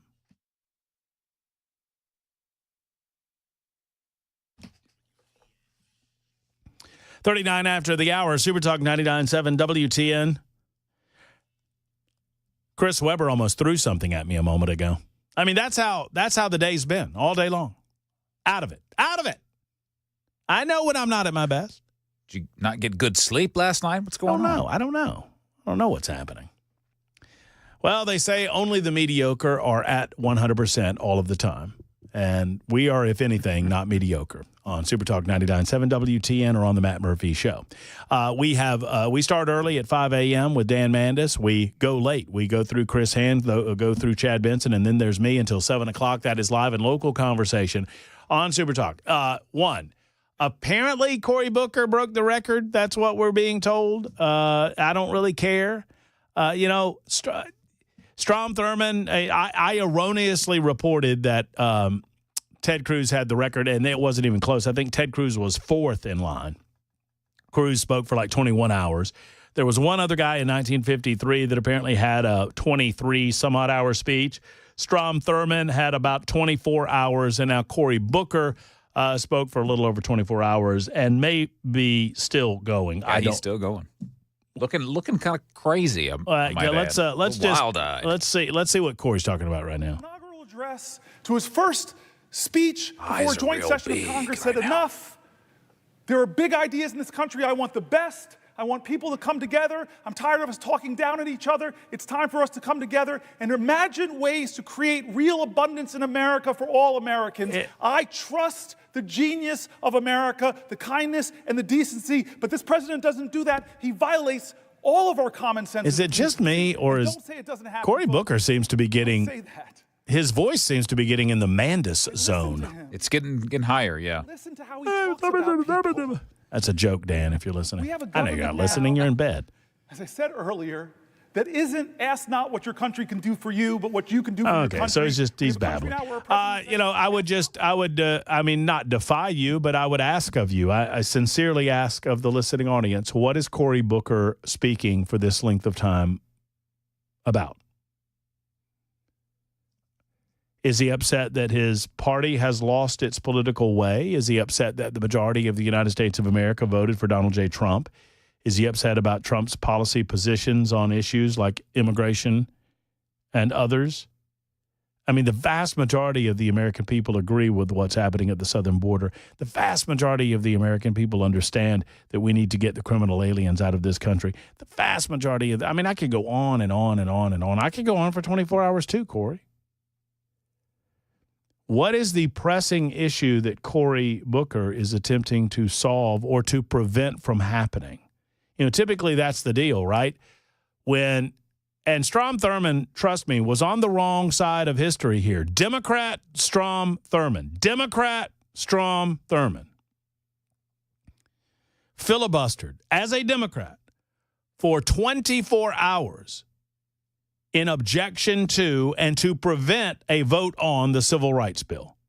Civil rights legislation that he successfully defeated in the United States Senate in 1957. Democrat Strom Thurmond defeated civil rights legislation in 1957, and it was not until the 1960s that same civil rights legislation became law over the objection of many of his fellow Democrats in the South.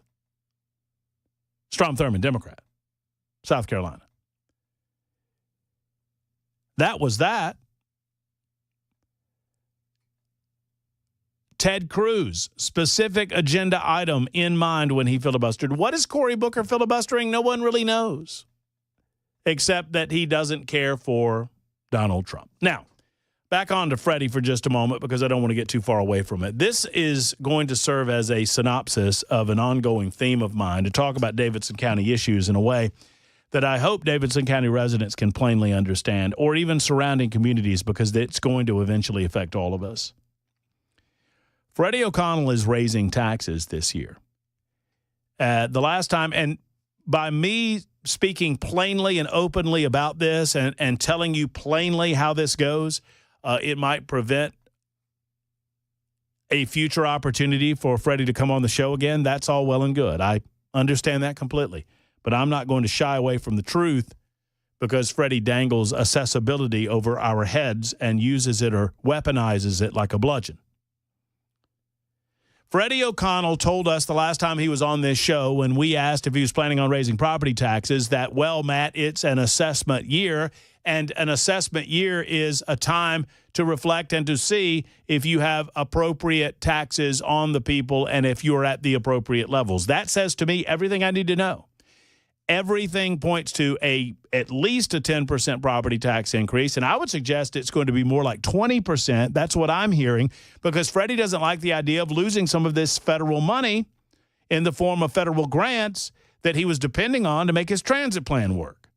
Well, if he can't get the federal money from his transit plan, he's got to get the money from somewhere, because this is a signature plan of Freddie's to make these little 15-minute city hubs and to make them accessible to everybody and to make bus riding cool again or whatever the hell he thinks he's going to do, which isn't going to work.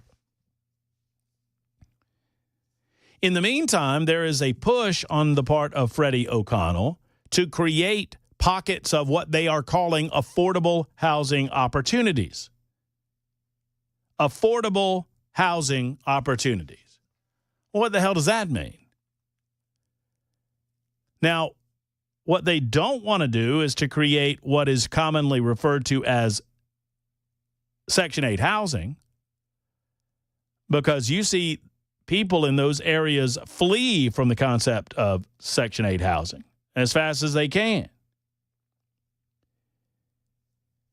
So you see these pockets of, quote, affordable housing coming up, and if they pop up in the right way, I would suggest, ultimately, they price themselves out of the market for those who truly need to afford to be able to be housed. In other words, these apartment complexes pop up, and they pop up at the tune of $2,500 an apartment, and people that need affordable housing can't actually afford that housing, and you bring more people into the areas that you put this housing at, and it doesn't really work. In the meantime, John Ingram is said to be holding money over the head of the city to get his way on the Nashville Fairgrounds Speedway. I am told through sources of my own that John Ingram is offering monies for affordable housing, but only and if a referendum goes before the people of Davidson County to change the charter of this city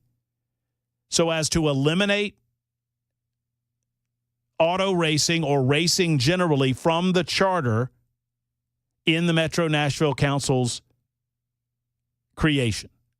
Right now, racing is a part of the charter. You are to have racing at the Nashville Fairgrounds Speedway. And the powers that be, including John Ingram, owner of Geodis Park, owner of the soccer club, owner of a lot of things around town, multi-gajillionaire, this guy wants that property and has always wanted that property. Look, I don't know the guy. John Ingram could be the nicest guy on planet Earth, but he has his agenda and he has his priorities set. And if it goes against what the majority of Davidson County wants, he's going to do it anyway.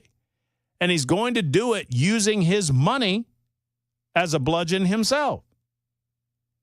And I am told that he's holding that money over the head of the mayor and over the head of the Metro Council.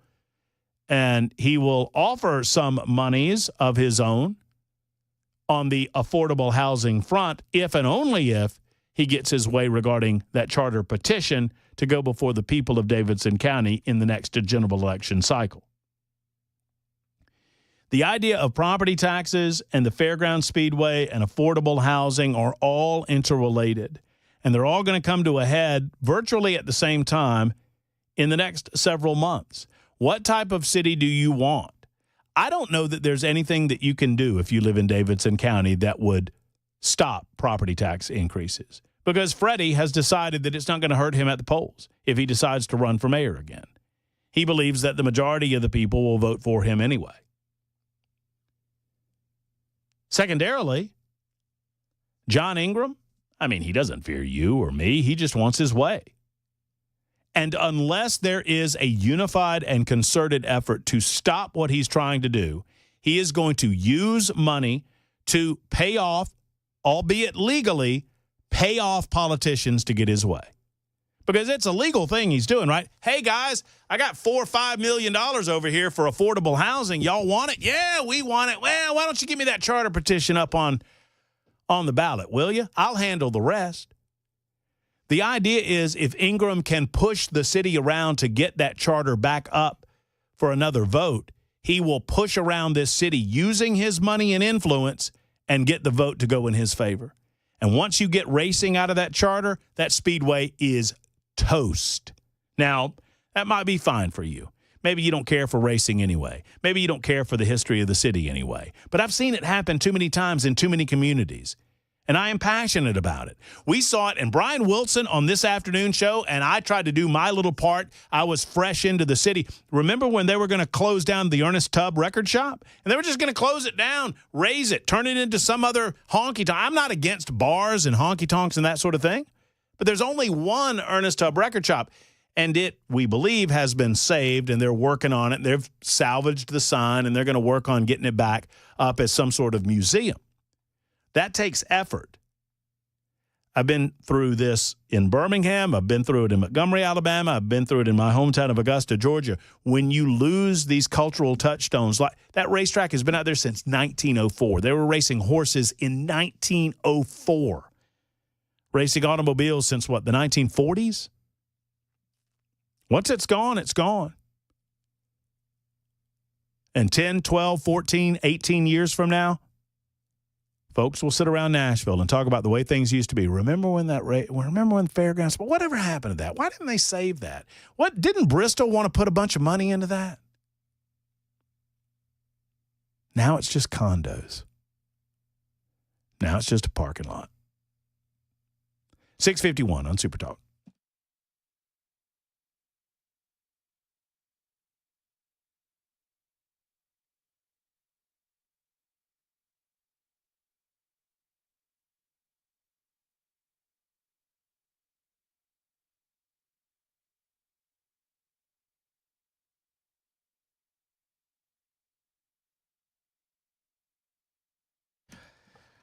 Friends, the Tennessee Men's Clinic wants to see you, especially, gentlemen, if you find yourself a little sluggish, rundown, or low energy. Maybe you're not getting a good night's sleep, like me.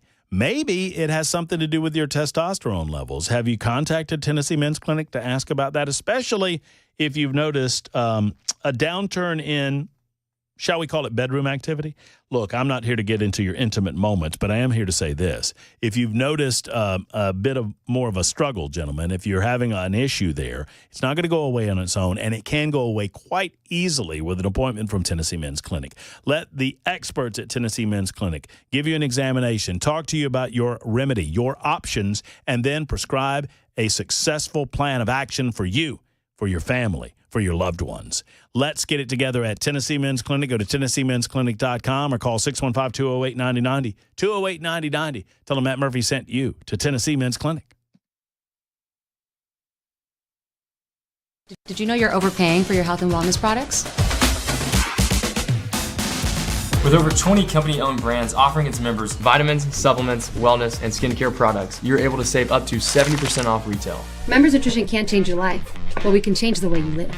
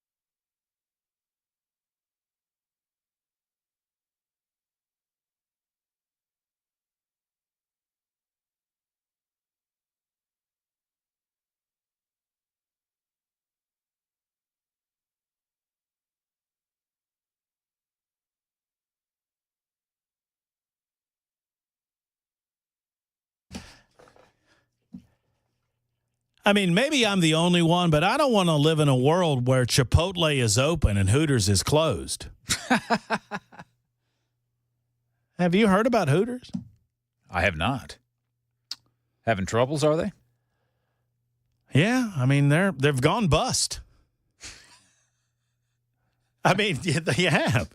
Hooters Isn't that the point? Hooters has officially gone bust. The restaurant chain filed for bankruptcy this week. That kind of bust. Yeah, filed for bankruptcy this week. It is aiming to address a $376 million debt by selling its company-owned restaurants to a franchise group backed by the people that originally started the restaurant. So apparently Hooters sold out the original owners of Hooters. You know the original concept, right? I mean, they were being cute. It was an owl. Yeah. Right, the mascot, and the owl had big eyes, you know. That's right. Big eyes. Mm-hmm. So I never, even as a young 20-something, did you ever? I used to go occasionally, and I just always felt weird. I did too. I just felt odd. Like I'm eating big sloppy food in front of scantily. Like I either want to flirt with pretty girls or eat a bunch of wings, sloppy wings. I don't want to do both. Yeah. And well, I always felt uncomfortable. Like, should I be looking? I mean, she's showing them to me, but right. It felt kind of weird. Very weird. Yeah. And then there was the time in a Hooters restaurant in Knoxville, Tennessee, where I got in trouble for taking off my socks. Well, we can't have bare feet. It's a true story. My brother and I were driving back from Bristol on our motorcycles, and we had run through rain, and I had a nice rain suit, but my shoes were not completely waterproof. Mm-hmm. And so my socks got soaking wet. Brian was soaking wet and went to the bathroom to change clothes. I brought some socks in, and at the table, I took off my boots. They were like lace-up boots, and I was changing my socks. And the Hooters, the scantily clad, boobs falling out, booty falling out Hooters girl said, "Oh, no, you can't change your socks here." And you know what I said? Have you looked at yourself? That's what I said. I said, have you looked at yourself? No, you didn't. I did too. I said, have you looked at yourself? And she I'd said it, I said it with a smile. And I said, have you looked at yourself? And she said, well, yeah, but, some folks might get upset if you have your bare feet. She didn't have bare feet. That's true. Anyway, Hooters is filing for bankruptcy. And the original group, they're saying that they want to make the restaurant more family friendly. Well, alrighty then. That's what they say. Good luck. They want to close the deal in the next 3 or 4 months, and they want to create a more family-friendly operation that de-emphasizes the scantily clad waitresses and emphasizes their food. And to that I say, I hope you get better food. Yes, please. Because it's never been anything to write home about. I apologize to those we've not gotten to, but we are simply out of time. We'll be back tomorrow. Wednesday edition happens then, if I remember the days correctly. Mark Levin, I remember that. He's coming up next. Until next time, have a great evening, folks. Hug your loved ones. So long, everybody.